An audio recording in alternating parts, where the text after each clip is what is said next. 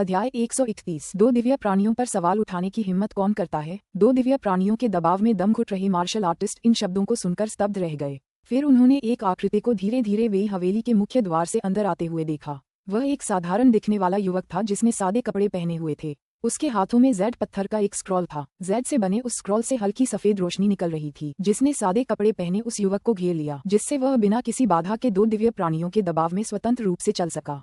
इस विचित्र दृश्य ने न केवल मार्शल आर्टिस्टों को बल्कि दो पूर्व दिव्य विशेषज्ञों वांग कांगई और वेई शानहाई को भी चौंका दिया। आप दोनों, पवित्र पर्वत का एक आदेश है। पूर्व दिव्य स्तर के मार्शल आर्टिस्टों को बिना किसी कारण के पूर्व दिव्य स्तर से नीचे के मनुष्यों को नुकसान नहीं पहुंचाना चाहिए और घनी आबादी वाले शहरों में पूर्व दिव्य स्तर की लड़ाइयों में शामिल नहीं होना चाहिए। क्या आप इस आदेश का उल्लंघन करने का इरादा रखते हैं? दो पूर्व आकाशीय विशेषज्ञों की निगाहों का सामना करते हुए सादे कपड़ों में मौजूद युवक के चेहरे के भाव में कोई बदलाव नहीं आया, लेकिन उसका लहजा उत्तरोत्तर गंभीर होता गया। डैन बुक जेड स्क्रॉल, क्या आप तियांजी टावर से हैं? वांग कांगई ने सादे कपड़ों में मौजूद युवक के हाथों में मौजूद जेड स्क्रॉल को ध्यान से देखा। उसके चेहरे पर उदासी छाई हुई थी। तियांजी टावर की झियुए ने दो पूर्व आकाशीय विशेषज्ञों का अभिवादन किया। साधारण कपड़ों में मौजूद युवक ने थोड़ा झुककर शांत भाव से बात की। जब वांग कांगई ने सादे कपड़ों में मौजूद युवक को ये बात स्वीकार करते हुए सुना तो उसका दिल कांप उठा। उसने कुछ देर तक सादे कपड़ों में उस युवक को चुपचाप देखा, फिर धीरे धीरे अपनी हथेली में एकत्रित तलवार की ऊर्जा को बिखेर दिया। हालांकि उसे यह नहीं पता था कि दूसरे पक्ष की पहचान असली है या नहीं, लेकिन उसने डैन बुक जेड स्क्रॉल के रहस्यमय गुणों के बारे में सुना था। इस तरह के रहस्यमय जेड स्क्रॉल को केवल तियांजी टावर के किसी व्यक्ति द्वारा ही सक्रिय किया जा सकता था। यहाँ तक कि वेई शानहाई ने भी अपनी तलवार वापस ले ली। हालांकि वांग कांगई के विपरीत उसने चुपके से राहत की सांस ली। वह जानता था कि चूंकि तियांजी टावर से कोई यहाँ मौजूद है, इसलिए आज की लड़ाई शायद नहीं होगी। वांग कांगई ने वेई शानहाई की मानसिकता में आए इस मामूली बदलाव को ध्यानपूर्वक देखा। उसे तुरंत एहसास हो गया कि दूसरे पक्ष के घाव अभी तक ठीक नहीं हुए थे और वह अभी तक सिर्फ झांसा दे रहा था। पल भर में वांग कांगई का चेहरा गंभीर हो गया। उसने सादे कपड़ों में मौजूद युवक की ओर देखा और पूछा, मैंने सुना है कि तियांजी टावर विभिन्न गुटों के बीच होने वाले संघर्षों में कभी भाग नहीं लेता, तो क्या झियुए यहाँ इस रुख को तोड़ने का इरादा रखता है? तियांजी टावर का रुख कभी नहीं बदला है सीनियर वांग, इसमें संदेह की कोई बात नहीं है, सादे कपड़ों में मौजूद युवक ने हल्के स्वर में कहा। हमें सीनियर वेई के साथ आपके विवाद में दखल देने में कोई दिलचस्पी नहीं है, लेकिन अगर आप शहर में लड़ने पर अड़े रहते हैं तो आपको इसके परिणामों को समझना चाहिए। वांग कांगई के चेहरे पर तुरंत अनिश्चितता के भाव उभर आए। अगर सादे कपड़ों में वह युवक यहाँ नहीं होता तो वह वेई शानहाई को मार सकता था, वेई परिवार को नष्ट कर सकता था, उस खजाने को छीन सकता था और भाग सकता था। इसके बाद भले ही सेक्रेड माउंटेन इस मामले को आगे बढ़ाए, उसके पास अपनी जिम्मेदारी को कम करने के तरीके होंगे, लेकिन सादे कपड़ों में मौजूद उस युवक की उपस्थिति में उसने लापरवाही से कोई कार्रवाई करने का साहस नहीं किया। ऐसी अफवाह थी कि तियांजी टावर की दान पुस्तक जेड स्क्रॉल में जादुई क्षमता थी। इस पर लिखी गई सामग्री पलक झपकते ही तियांजी टावर के मुख्यालय तक पहुंच सकती थी, जो अविश्वसनीय रूप से रहस्यमय था। सादे कपड़ों में उस युवक की उपस्थिति में भले ही वह उन्हें चुप कराने के लिए शहर के सभी लोगों का नरसंहार कर दे, वह खबर को फैलने से नहीं रोक सकता था। वेई शानहाई, क्या तुम में शहर के बाहर मुझसे लड़ने का साहस है? वांग कांगई का चेहरा गुस्से से लाल हो गया और उसने अचानक वेई परिवार के बुजुर्ग पूर्वज पर चिल्लाना शुरू कर दिया। हा, वांग कांगई, जल्दी करने की कोई जरूरत नहीं है। मैं कई दिनों से यात्रा कर रहा हूँ और थोड़ा थका हुआ हूँ। कुछ दिनों के आराम के बाद मैं खुद आकर तुम्हारा सिर काट दूंगा। हालांकि साहसी और स्पष्टवादी दिखने वाले वेई शानहाई ने दिल खोलकर हंसते हुए चुनौती का जवाब नहीं दिया। तुम, वांग कांगई क्रोधित हो उठी, तुम डरपोक हो, लड़ने का साहस भी नहीं रखते। तुमने पूर्व देवता की उपाधि को कलंकित किया है। मैं तुम्हारे जैसा नीच इंसान नहीं हूँ जो सिर्फ छुपकर हमला करना और ऐसे छोटे मोटे काम करना जानता है, वेई शानहाई ने उपहास किया। तारांकन उपन्यासों के अध्यायों को जल्दी और बेहतरीन गुणवत्ता में पढ़ने के लिए गूगल पर novelfire.net वेबसाइट खोजें। आप, वांग कांगई की छाती तेजी से ऊपर नीचे हो रही थी। वह जानता था कि वेई शानहाई शहर में छिपने और बाहर न निकलने के लिए दृढ़ संकल्पित है और उसके पास इससे निपटने का कोई तरीका नहीं था। यदि वह लड़ने पर अड़ा रहता है तो उसे वेई शानहाई को तुरंत मारना होगा, अन्यथा युद्ध का परिणाम चाहे जो भी हो, जब तक लड़ाई के दौरान अन्य हताहत होते रहेंगे, वह पवित्र पर्वत से आने वाले दोष से बच नहीं सकेगा। शहर में पूर्व स्वर्गीय युद्ध शुरू करने के परिणामों के विचार से वांग कांगई का दिल कांप उठा। वह अपना शेष जीवन पवित्र पर्वत पर कैद में भय के साए में नहीं बिताना चाहता था। स्थिति का आकलन करने के बाद, ये जानते हुए कि वेई शानहाई के घाव अभी तक ठीक नहीं हुए थे, लेकिन उसे तुरंत मारना संभव नहीं था, वांग कांगई ने दांत पीसते हुए वेई शानहाई को भयंकर निगाहों से घूरा। बुढ़िया बदमाश, रुक जा। जब तक मुझे वह चीज नहीं मिल जाती, मैं हार नहीं मानूंगा। बेहतर होगा कि तुम शहर छोड़कर कहीं न जाओ और यहीं छिपे रहो, वरना जिस दिन तुम बाहर कदम रखोगे वही तुम्हारा मृत्यु का दिन होगा। इसके साथ ही एक धमाके की आवाज आई और वह छत से गायब हो गया। मालिक, वांग कांगई को जाते देख वह हट्टा कट्टा आदमी और बाकी लोग चौंक गए। अभी बाहर निकलें। वेई शानहाई ने उनके लिए मुश्किलें खड़ी नहीं की। अपनी गहरी आवाज में उन्होंने एक शक्तिशाली आभा बिखेरी। वह हट्टा कट्टा आदमी और अन्य लोग राहत महसूस करते हुए तेजी से वेई हवेली से बाहर निकल गए। जो लोग धीमे चल रहे थे उन्हें पीछे से आ रहे लोगों ने लात मारी और वे भागने की कोशिश करने लगे।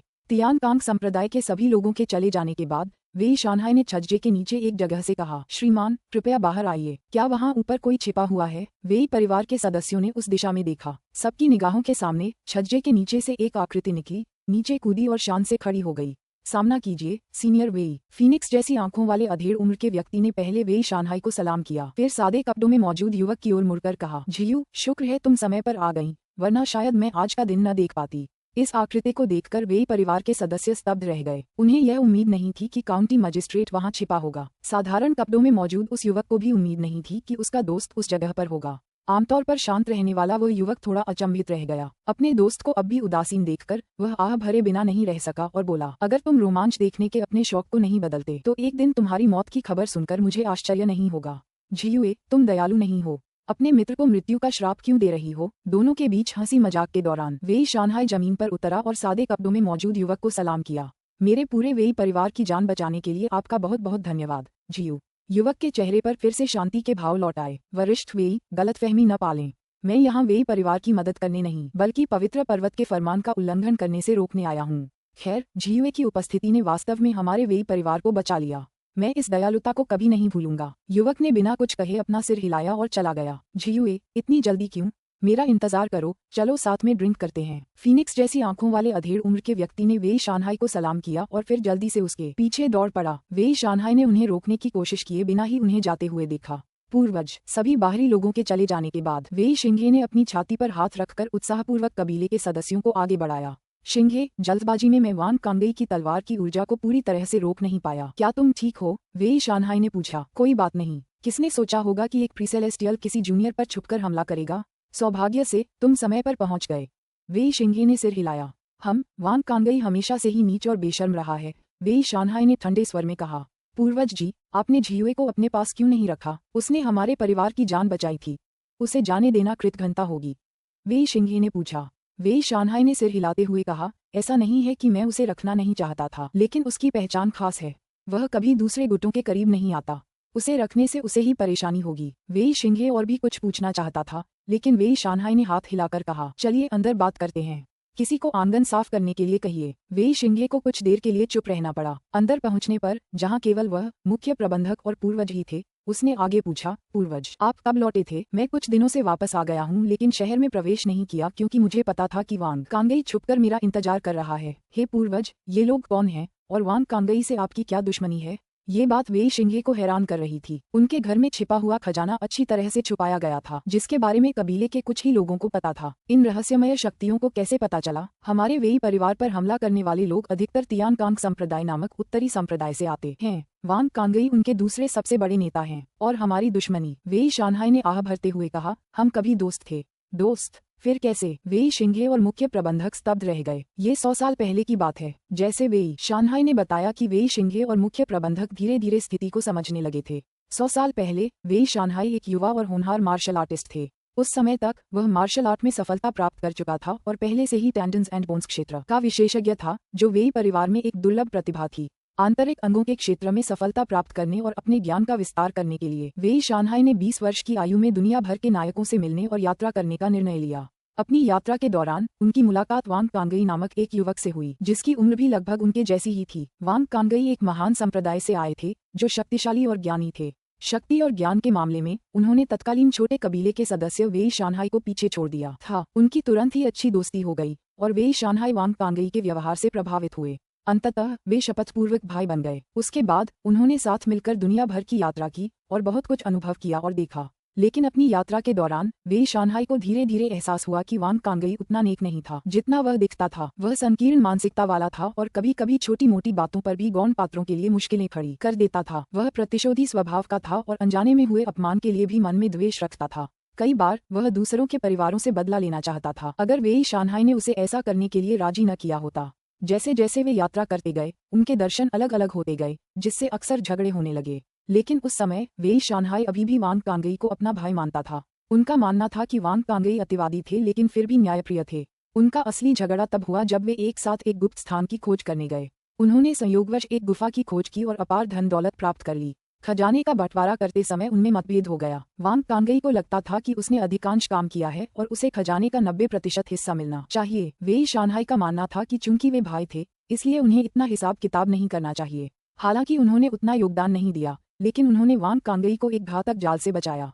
इसके आधार पर उन्हें लगा कि वे 10% से अधिक के हकदार हैं। उन्होंने जमकर बहस की और लगभग हाथापाई ही कर ली। अंत में वेई शानहाई ने समझौता कर लिया और केवल 10% लेने को तैयार हो गया, लेकिन इस शर्त के साथ कि वह पहले चुनाव करेगा। उन्हें आश्चर्य हुआ जब वांग कांगई ने इनकार कर दिया और जोर देकर कहा कि वे बारी बारी से सामान चुनेंगे। इससे वेई शानहाई को बेहद निराशा हुई। उन्हें जो खजाने मिले वे बेहद रहस्यमय थे। उस समय उनकी क्षमताओं के आधार पर वे यह नहीं बता सकते थे कि उनमें से सबसे अच्छे कौन से थे।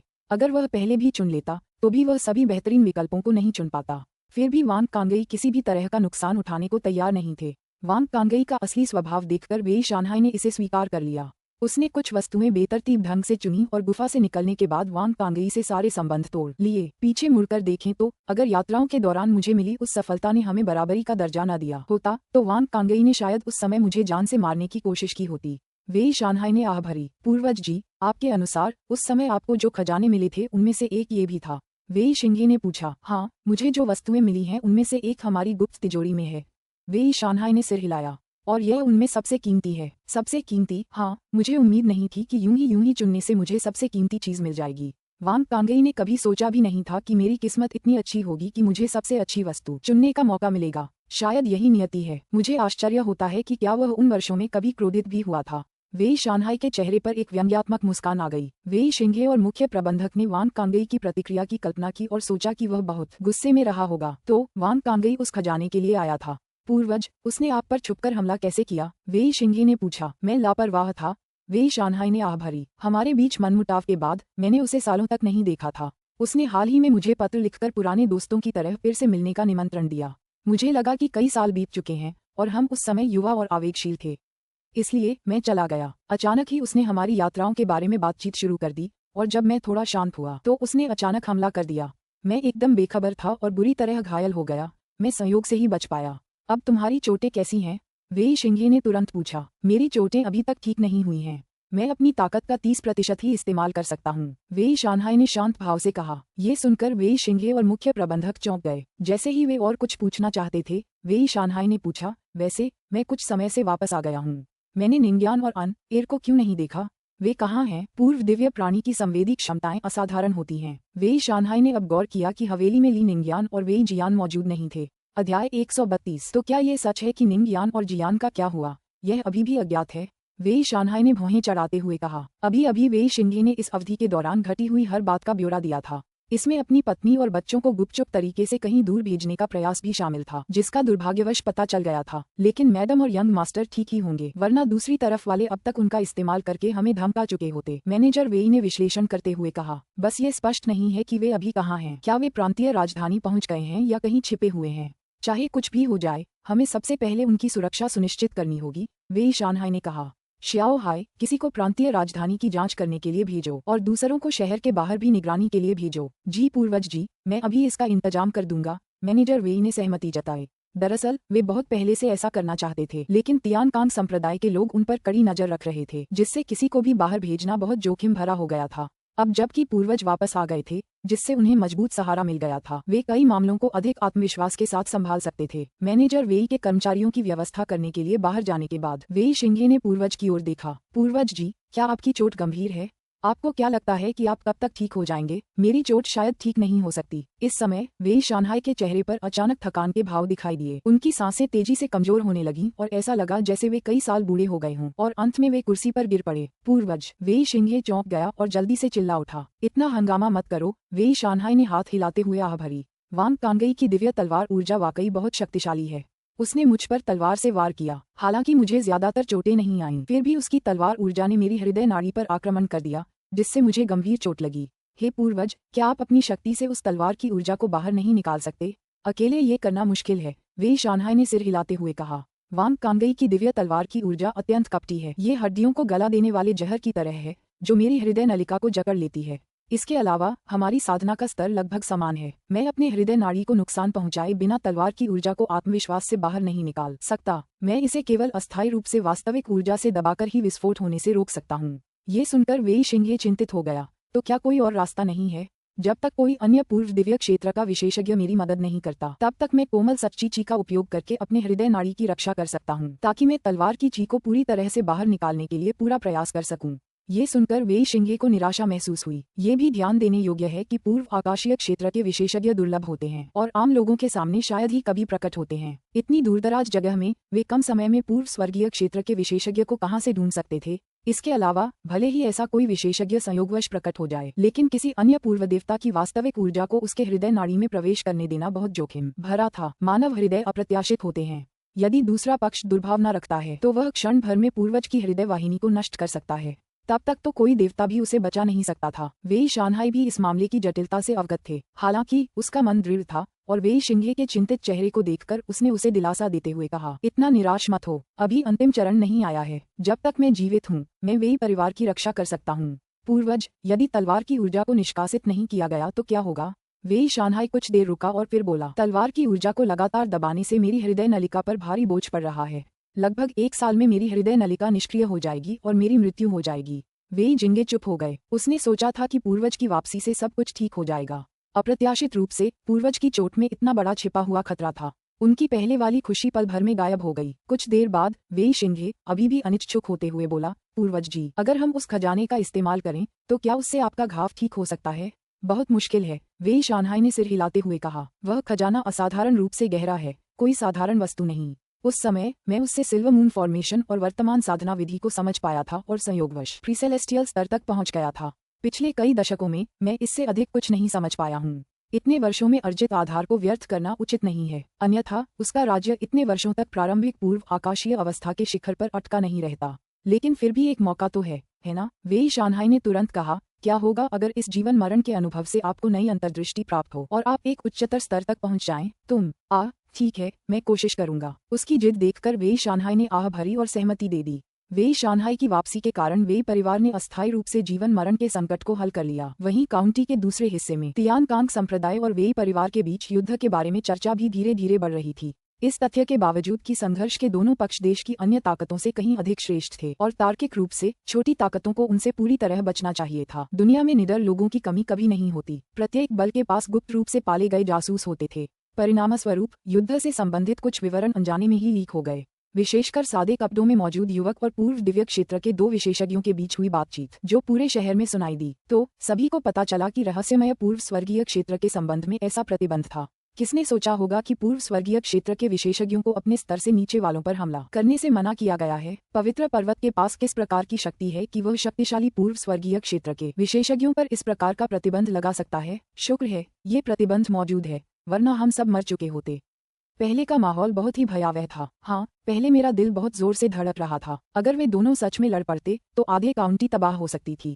और तियानजी टावर के बारे में क्या?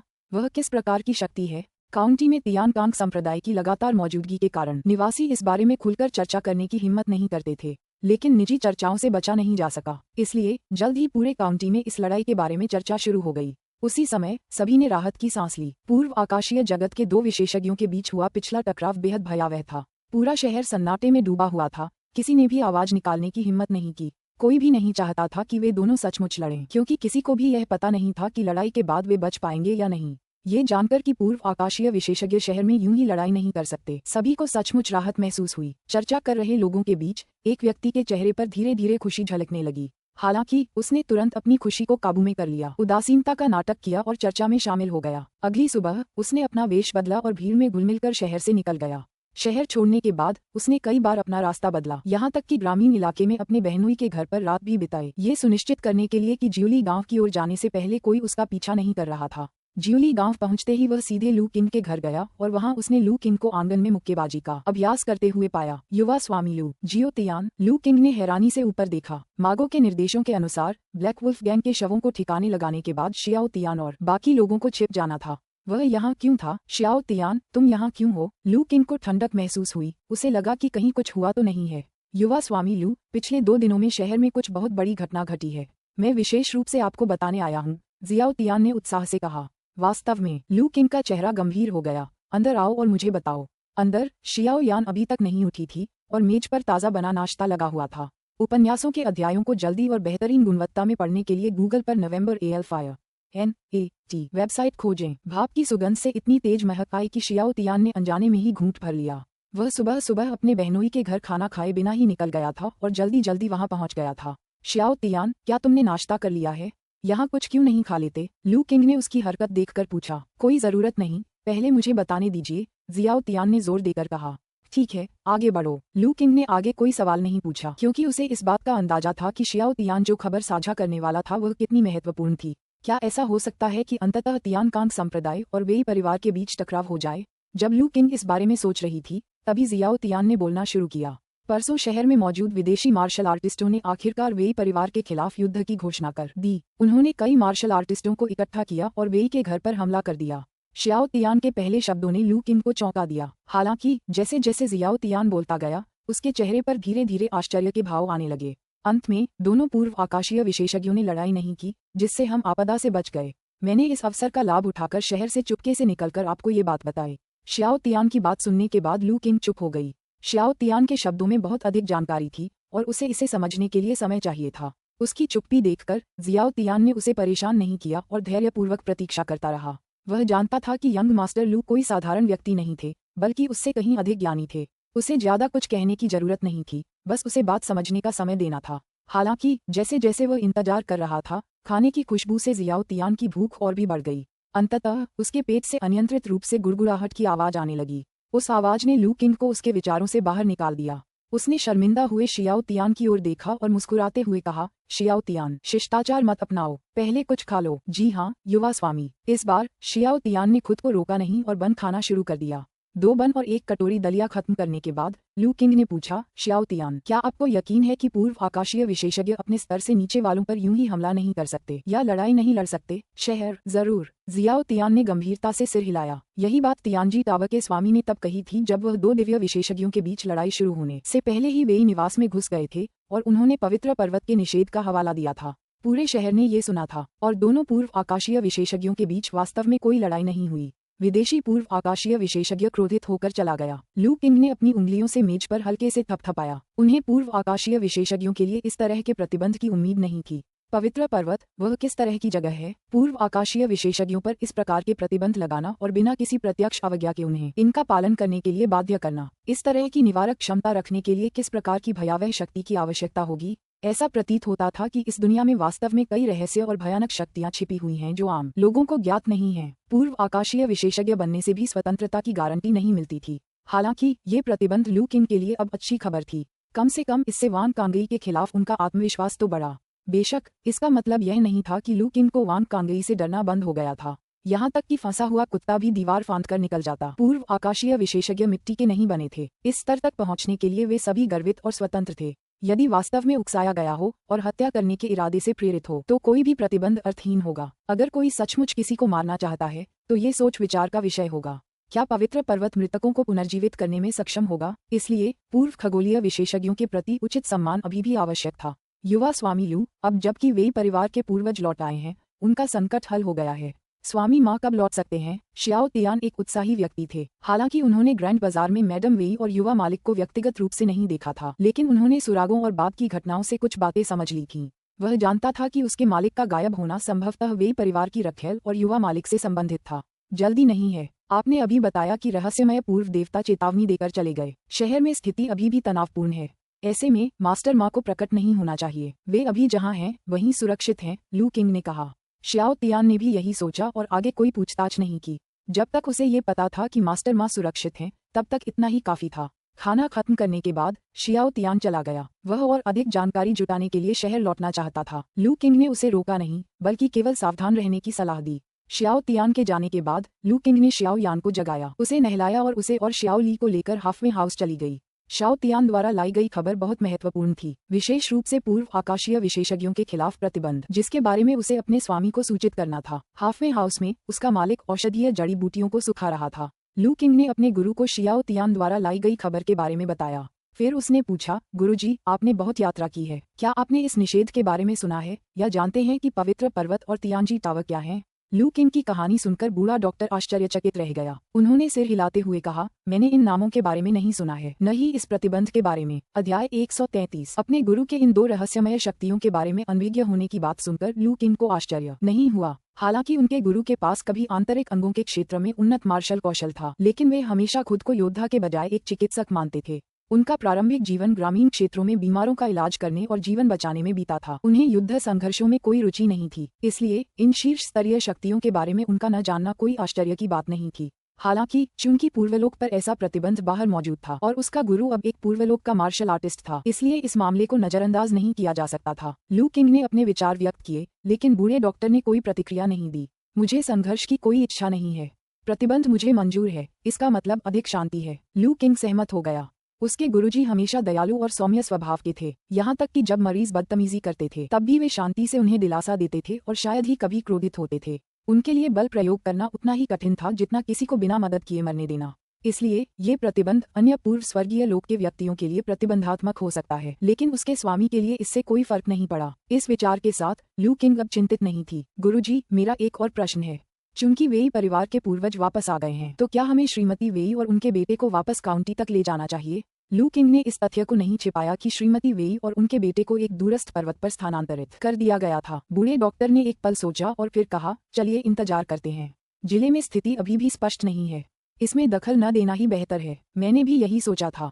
वे फिलहाल सुरक्षित हैं, इसलिए कोई जल्दी नहीं है। श्याओ तियान के अनुसार वांग कांगई की नजर अभी भी काउंटी में स्थित वेई परिवार के खजाने पर थी। अगर श्रीमती वेई और उनका बेटा अब लौट आते तो वे वांग कांगई के हाथों में पड़ सकते थे और मददगार बनने के बजाय बोझ बन सकते थे।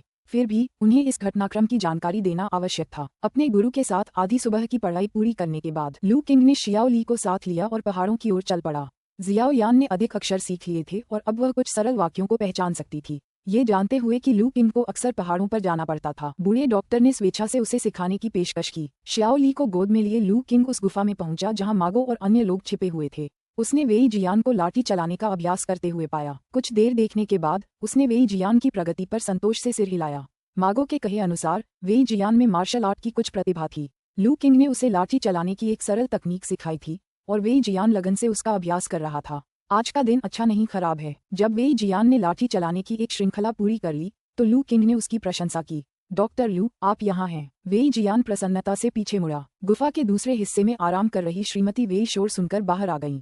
युवा स्वामी लू, आप इस बार इतनी जल्दी क्यों आ गए?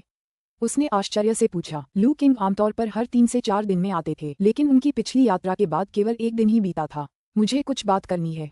मास्टर माँ कहाँ हैं? लू किंग ने पूछा। श्रीमती वेई ने उत्तर दिया, वह ये देखने के लिए बाहर गए थे कि क्या उन्हें हमारे भोजन को बेहतर बनाने के लिए कुछ शिकार मिल सकता है। लू किंग ने सिर हिलाया और कुछ नहीं कहा। समय बीतने के साथ सभी को यह एहसास हो गया कि रहस्यमय शक्तियां शायद ही फिर से पहाड़ों की तलाशी लेंगी, इसलिए मागो और अन्य लोग कम तनावग्रस्त थे और गुफा से बाहर निकलने लगे। कुछ ही देर में मागो 2 जंगली खरगोशों के साथ लौटा। लू किंग को देखकर वह आश्चर्यचकित तो हुआ, लेकिन खुश भी हुआ। हालांकि उसे आशंका थी कि कुछ बुरा हुआ है। चूंकि आप सभी यहाँ मौजूद हैं, इसलिए मुझे कुछ खबरें साझा करनी हैं। ये सुनकर मागो और श्रीमती वेई असहज महसूस करने लगे। जब तक अच्छी खबर है तब तक हम ठीक हैं, श्रीमती वेई ने खुद को शांत करने की कोशिश करते हुए कहा। मास्टर माँ के सहयोगी शियाओ तियान ने आज सुबह मुझे सूचित किया कि वेई परिवार के पूर्वज सुरक्षित लौट आए हैं, लू किंग ने बताया। श्रीमती वेई और वेई जियान की आंखें खुशी से चौड़ी हो गईं। आपके परिवार का संकट अब हल हो गया है, आप निश्चिंत हो सकते हैं, लू किंग ने आगे कहा। माँ, क्या अब हम घर जा सकते हैं? वेई जियान ने उत्साह से पूछा। अभी नहीं, श्रीमती वेई ने कहा। हालांकि वह उत्साहित थी, लेकिन उन्होंने अपना संयम बनाए रखा। उन्होंने कहा, उन बदमाशों ने हमारे खजाने को पाने की उम्मीद नहीं छोड़ी है। अब लौटना बहुत जोखिम भरा है। बिल्कुल सही, लू किंग ने सहमति जताते हुए कहा। अच्छी खबर के बावजूद उसकी सूझबूझ से वह प्रभावित थी। उन्होंने कहा, वे रहस्यमयी शक्तियां आसानी से पीछा नहीं छोड़ेंगी। अगर आप अभी लौटते हैं तो आप एक जाल में फंस जाएंगे और अपने परिवार के लिए मुसीबत खड़ी कर देंगे। तो फिर हमें क्या करना चाहिए? वेई जियान ने पूछा, जो अब अधिक परिपक्व हो चुका था और मामले की जटिलता को समझ रहा था। रुको, श्रीमती वेई ने दृढ़ता से कहा। चूंकि घर सुरक्षित है, हमें यहाँ अपनी सुरक्षा सुनिश्चित करनी चाहिए। जब वे लोग चले जाएंगे तो हम घर लौट सकते हैं। इस समय का उपयोग लाठी चलाने की तकनीक में महारत हासिल करने के लिए करो, ताकि लौटने पर अपने पिता को प्रभावित कर सको, उन्होंने प्रोत्साहित किया। वेई जियान के अंदर दृढ़ संकल्प का उबाल दौड़ गया। मैं लगन से अभ्यास करूंगा। इस उत्साह को देखकर लू किंग और मागो को मजा आया। लू किंग ने श्रीमती वेई और उनके बेटे को बाद में वापस छोड़ने की योजना बनाई थी, लेकिन एक अप्रत्याशित आगंतुक ने उनकी योजनाओं में बाधा डाल दी। अगली सुबह लू किंग, शियाओ यान और शियाओ ली हाफवे हाउस पहुंचे। शियाओ यान पढ़ाई कर रही थी, जबकि लू किंग जड़ी बूटियों में उसकी मदद कर रही थी। अचानक बाहर से एक मधुर आवाज आई, क्या घर पर कोई है? अगर आपको चिकित्सीय सहायता की आवश्यकता हो तो अंदर आ जाए। लू किंग ने यह मानते हुए उत्तर दिया कि वह एक ग्रामीण है, लेकिन अंदर प्रवेश करते ही आगंतुक के पहले शब्द चौंकाने वाले थे। प्राकृतिक धुंध से पोषित बेर के फूल बेहतरीन चाय बनाएंगे। क्या मुझे एक कप मिल सकता है? आगंतुक ने पूछा। लू किंग चौंककर दरवाजे पर खड़े सादे कपड़ों वाले एक युवक की ओर देखने लगी। लू किंग की प्रतिक्रिया देखकर उस व्यक्ति ने आगे कहा, इतनी कम उम्र में ही इतनी ताकतवर शिष्या, इसमें कोई आश्चर्य नहीं कि तुम एक दिव्य गुरु की शिष्या हो। तुम कौन हो? लू किंग ने पूछा, क्योंकि वह अपनी क्षमताओं का उपयोग किए बिना उस व्यक्ति के मार्शल कौशल को नहीं देख पा रहा था। आगंतुक देखने में साधारण लग रहा था, लेकिन उसके अंदर कई रहस्य छिपे थे। अपनी क्षमताओं को सक्रिय करते हुए लू किंग ने उस व्यक्ति के चारों ओर सुनहरे रंग की झलक के साथ एक तीव्र लाल आभा देखी। लिन जियुए, तियानजी टावर की सच्ची शिष्या, शांत और बुद्धिमान। खेती, आंतरिक अंगों के क्षेत्र में पूर्णता। उपन्यासों के अध्यायों को जल्दी और उच्चतम गुणवत्ता में पढ़ने के लिए गूगल पर नॉवल फाया नेटी वेबसाइट खोजें। उसके पास एक ऐसा अनूठा खजाना है जो उसकी आभा को छुपाता है। कई गुप्त तकनीकों में निपुण पूर्व स्वर्गीय मार्शल आर्टिस्टों से बचाव कर सकता है। ये वही है, वह युवक जिसने वांग कांगई और वेई परिवार के पूर्वज के बीच लड़ाई को रोका था। न केवल शक्तिशाली बल्कि असाधारण क्षमताओं से भी युक्त। मैं जियुए हूँ, तियानजी टावर की शिष्या। मैं नवनियुक्त पूर्व दिव्य गुरु डॉक्टर चेन सोमकिंग से मिलने आई हूँ। अपने गुरु का नाम और उनके पूर्व स्वर्गीय स्तर पर आरोहण होने के कारण लू किंग ने तियानजी टावर की शक्ति का गहरा एहसास किया। मैं अपने गुरु को सूचित कर दूंगी, लू किंग ने कांपते हुए कहा। बूढ़े डॉक्टर ने शोर सुना और पूछा, क्या यह वही युवक है जिसका आपने जिक्र किया था? जी हाँ, गुरुजी, वह जानता है कि आप पूर्व स्वर्गीय बन चुके हैं। बूढ़े डॉक्टर असमंजस में होते हुए भी शांत भाव से उससे मिलने का फैसला किया।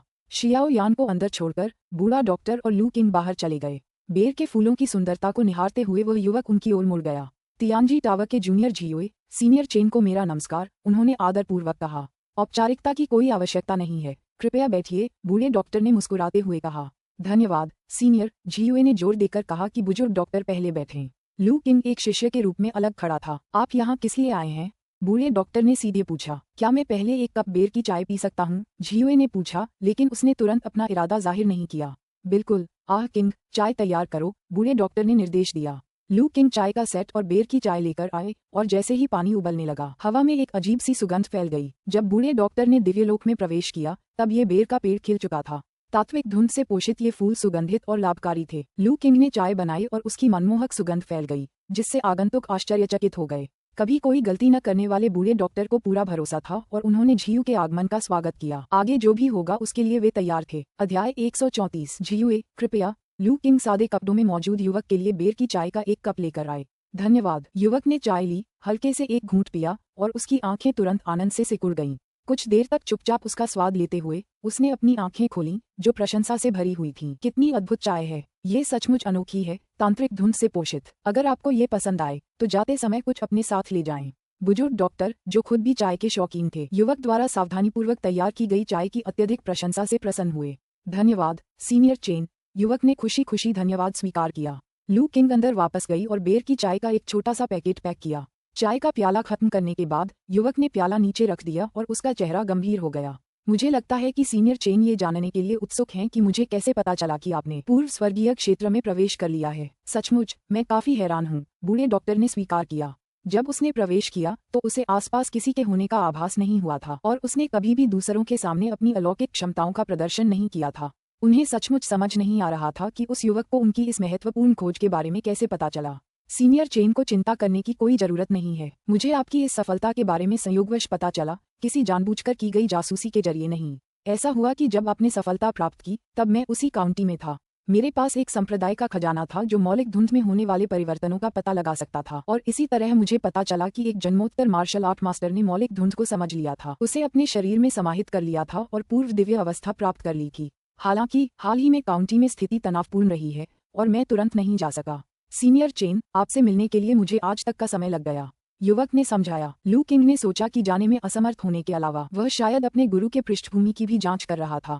हालांकि इससे यह बात स्पष्ट हो गई कि वह युवक अपने गुरु के बारे में इतना कुछ क्यों जानता था। उनके स्वामी अक्सर काउंटी की यात्रा करते थे, यहाँ तक कि काउंटी मजिस्ट्रेट ने भी उन्हें देखा था। शहर के संभ्रांत वर्ग के बीच उनकी पहचान और निवास स्थान किसी से छिपा नहीं था। उस युवक की हैसियत को देखते हुए विवरण पता लगाना मुश्किल नहीं होगा, लेकिन ये तथ्य कि उसका खजाना 100 मील दूर से भी मौलिक धुंध में होने वाले परिवर्तनों को महसूस कर सकता था, काफी भयावह था। इसमें कोई आश्चर्य की बात नहीं है। मुझे पता ही नहीं था कि ऐसे चमत्कारी खजाने भी मौजूद हैं। मैं तो काफी अज्ञानी था, बूढ़े डॉक्टर ने आह भरी। यह एक दुर्लभ पंथ का खजाना है जिसके बारे में ज्यादा लोग नहीं जानते। सीनियर चेन, आप एक दयालु वैद्य हैं जो जीवन बचाने के लिए समर्पित हैं। ये स्वाभाविक है कि आपने इसके बारे में नहीं सुना होगा। युवक मुस्कुराया। मैं तो बस एक घुमंतू डॉक्टर हूँ जो अपना कर्तव्य निभा रहा हूँ। मैं इतनी उच्च प्रशंसा का पात्र नहीं हूँ, बूढ़े डॉक्टर ने तुरंत जवाब दिया। युवक मुस्कुराया, लेकिन उसने आगे कोई बहस नहीं की। यदि गुणों से भरपूर व्यक्ति को दयालु नहीं कहा जा सकता तो संसार में अच्छे लोग हैं ही नहीं। सच कहूँ तो वह युवक अभी भी काफी सदमे में था। पुण्य का प्रकाश केवल अनगिनत अच्छे कर्म करने से ही प्राप्त होता है। हालांकि बूढ़े डॉक्टर के पुण्य का प्रकाश मंद था, फिर भी वह पुण्य का प्रकाश था जिसे आसानी से एकत्रित नहीं किया जा सकता था। यहाँ तक कि हैंगिंग टेम्पल में भी बहुत कम लोगों के पास ऐसा प्रकाश हो सकता था। अप्रत्याशित रूप से उसे यह एक साधारण से दिखने वाले घुमंतू डॉक्टर के पास मिला। उसने इतने पुण्य अर्जित करने के लिए कितने लोगों की जान बचाई होगी। सीनियर चेन, चाय का आनंद लेने के अलावा मुझे आपसे एक और बात पर चर्चा करनी है। कृपया आगे बढ़ें, बूढ़े डॉक्टर ने इशारा किया। लू किंग का दिल घबरा गया, ये जानते हुए कि वे आखिरकार मुख्य मुद्दे पर पहुंच रहे हैं। सीनियर चेन, क्या आपने पवित्र पर्वत के बारे में सुना है? युवक ने पूछा। नहीं, मैंने नहीं देखा, बूढ़े डॉक्टर ने सिर हिलाते हुए कहा। पवित्र पर्वत एक रहस्यमय और महान स्थान है जो इस महाद्वीप में व्यवस्था बनाए रखने के लिए जिम्मेदार है। यहाँ तक कि hanging temple, cold water palace और किंगयाम टेम्पल भी इसकी स्थिति को स्वीकार करते हैं। विश्व के सभी प्रमुख परिवार और संप्रदाय इसका बहुत सम्मान करते हैं। जैसे जैसे उस युवक ने समझाया, बूढ़े डॉक्टर और लू किंग को धीरे धीरे पवित्र पर्वत की अवधारणा समझ में आने लगी। पवित्र पर्वत एक बहुत ही विशेष शक्ति है, अन्य सामान्य संप्रदायों के विपरीत। इसका गठन 1000 साल पहले कई रहस्यमय स्थानों और असंख्य संप्रदायों और परिवारों के सहयोग से इस महाद्वीप में व्यवस्था बनाए रखने के लिए किया गया था। लू किंग की समझ में यह उसके अतीत की दुनिया के एक एकीकृत संगठन के समान था। हालांकि उस संगठन के विपरीत जो केवल बहस कर सकता था। सेक्रेड माउंटेन के पास जबरदस्त युद्ध शक्ति थी। कुछ रहस्यमय स्थानों और कुछ बड़े संप्रदायों को छोड़कर इसकी शक्ति अद्वितीय थी। पवित्र पर्वत का एक अलौकिक दर्जा था और वह गुटबाजी के संघर्षों में शामिल नहीं होता था। अगर देशों के बीच युद्ध भी होता तो भी यह तटस्थ बना रहता। पवित्र पर्वत ने ऐसी व्यवस्था बनाए रखी जो मानव जाति की समग्र स्थिति को प्रभावित कर सकती थी। उदाहरण के लिए, जन्म से पहले और जन्म के बाद के मार्शल आर्टिस्टों और आम लोगों के बीच का क्रम। पूर्व दिव्य प्राणी अत्यंत शक्तिशाली थे। एक बार जब कोई मार्शल आर्टिस्ट पूर्व दिव्य अवस्था तक पहुंच जाता था और मौलिक धुंध को परिष्कृत करना सीख जाता था तो उसकी शक्ति तेजी से बढ़ जाती थी। साधारण प्रसवोत्तर मार्शल आर्टिस्ट उनके सामने टिक नहीं पाए, वे आम लोगों की तरह ही थे। पूर्व दिव्य युद्ध अब केवल शारीरिक लड़ाइयों तक सीमित नहीं रह गया था। तलवार की एक साधारण ऊर्जा या ब्लेड की रोशनी से दर्जनों या सैकड़ों लोगों को मारा जा सकता था। एक शक्तिशाली प्रीसेलेस्टियल थोड़े ही समय में पूरे शहर का नरसंहार कर सकता है। यदि इस प्रकार की शक्ति पर कोई नियंत्रण न रखा जाए तो इसके अकल्पनीय परिणाम हो सकते हैं। इतिहास में ऐसे कई उदाहरण दर्ज हैं जिनमें पूर्व आकाशीय संघर्षों ने शहरों को नष्ट कर दिया। ऐसी घटनाओं ने विभिन्न परिवारों और संप्रदायों को यह एहसास दिलाया कि यह सिलसिला जारी नहीं रह सकता। पूर्व स्वर्गीय शक्तियां तो उदात्त थीं, लेकिन आम लोग ही मानव जाति की नींव थे और उनका अंधाधुंध वध नहीं किया जाना चाहिए था। इसलिए विचार विमर्श के बाद पवित्र पर्वत ने एक फरमान जारी किया। पूर्व स्वर्गीय मार्शल आर्टिस्टों को उचित कारण के बिना पूर्व स्वर्गीय स्तर से नीचे के लोगों पर हमला करने की मनाही थी, विशेषकर शहरों में। उल्लंघन करने वालों को पवित्र पर्वत में कैद कर दिया जाएगा या यहाँ तक कि मार भी दिया जाएगा। वरिष्ठ चेन, मैं जानता हूँ कि आपको संघर्ष पसंद नहीं है, लेकिन अब जब आप एक पूर्व दिव्य मार्शल आर्टिस्ट हैं तो यह आदेश आप पर भी लागू होता है। उस युवक ने कहा, मैं आपको इसकी सूचना देने आया हूँ। मुझे ऐसे किसी फरमान के बारे में पता ही नहीं था। निश्चिंत रहिए, यह एक महान कार्य है और मैं इसका पालन करूंगा। बूढ़े डॉक्टर ने तुरंत सहमति जताई। बूढ़े डॉक्टर को सहमत होते देख युवक मुस्कुरा उठा। निश्चित रूप से आदेश में कहा गया है कि पूर्व स्वर्गीय मार्शल आर्टिस्टों को बिना किसी कारण के पूर्व स्वर्गीय से नीचे के लोगों पर हमला नहीं करना चाहिए। हालांकि एक ग्रैंडमास्टर को अपमानित नहीं किया जा सकता। यदि कोई उन्हें उकसाता है या उनका अपमान करता है तो आत्मरक्षा करने पर उन्हें दंडित नहीं किया जाएगा। लू किंग ने सिर हिलाया। ये बिल्कुल सही था। अंततः दुनिया ताकतवर लोगों का ही सम्मान करती है। इतनी कड़ी ट्रेनिंग कर चुके एक दिव्य मार्शल आर्टिस्ट भला कमजोरों से अपमान कैसे सहन कर सकते थे? अगर उकसाए जाने पर वे पलटवार नहीं कर सकते तो मजबूत होने का क्या फायदा? इस तरह के फरमान को विभिन्न शक्तियां कभी स्वीकार नहीं करेगी और पवित्र पर्वत पूर्व स्वर्गीय मार्शल आर्टिस्टों को इस फरमान का पालन करने के लिए यूं ही बाध्य नहीं करेगा। युवक ने आगे कहा, आदेश स्वीकार करने वाला प्रत्येक नवस्थापित पूर्व देवता 3 दिनों तक पवित्र पर्वत के पवित्र कुंड में प्रशिक्षण प्राप्त कर सकता है।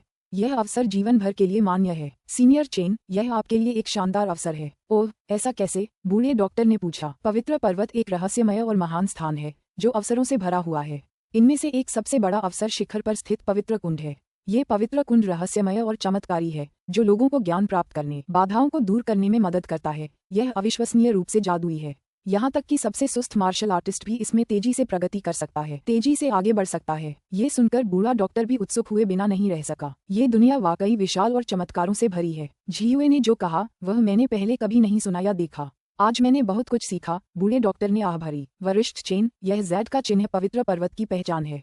मैं अपने संप्रदाय को सूचित करूंगा और इसे पवित्र पर्वत तक पहुंचा दूंगा। जब आप मध्य मैदान पहुंचे तो आप इस चिन्ह के साथ तियानजी टॉवर में पवित्र पर्वत के बारे में जानकारी प्राप्त कर सकते हैं। उस युवक ने बूढ़े डॉक्टर को एक छोटा सा जैड का टोकन दिया। बूढ़े डॉक्टर ने टोकन ले लिया और उसे हल्का सा रोमांच महसूस हुआ। जैड की गुणवत्ता वैसी ही थी जैसी विरासत में मिली जैड की पर्ची लू किंग ने उसे पहले दी थी। टोकन सौंपने के बाद युवक खड़ा हो गया और बोला, वरिष्ठ चेन, मेरा मुख्य उद्देश्य आपको इस आदेश के बारे में सूचित करना था। अब ये कार्य पूरा हो गया है, इसलिए मुझे अब जाना चाहिए। इतनी जल्दी जा रहे हो? क्या तुम खाना खाने नहीं रुकोगे? बूढ़े डॉक्टर ने पूछा। नहीं, शहर में स्थिति पूरी तरह से शांत नहीं हुई है और मुझे ज्यादा देर तक दूर नहीं रहना चाहिए। युवक ने इनकार कर दिया। इसी सिलसिले में मैंने काउंटी की स्थिति के बारे में सुना है।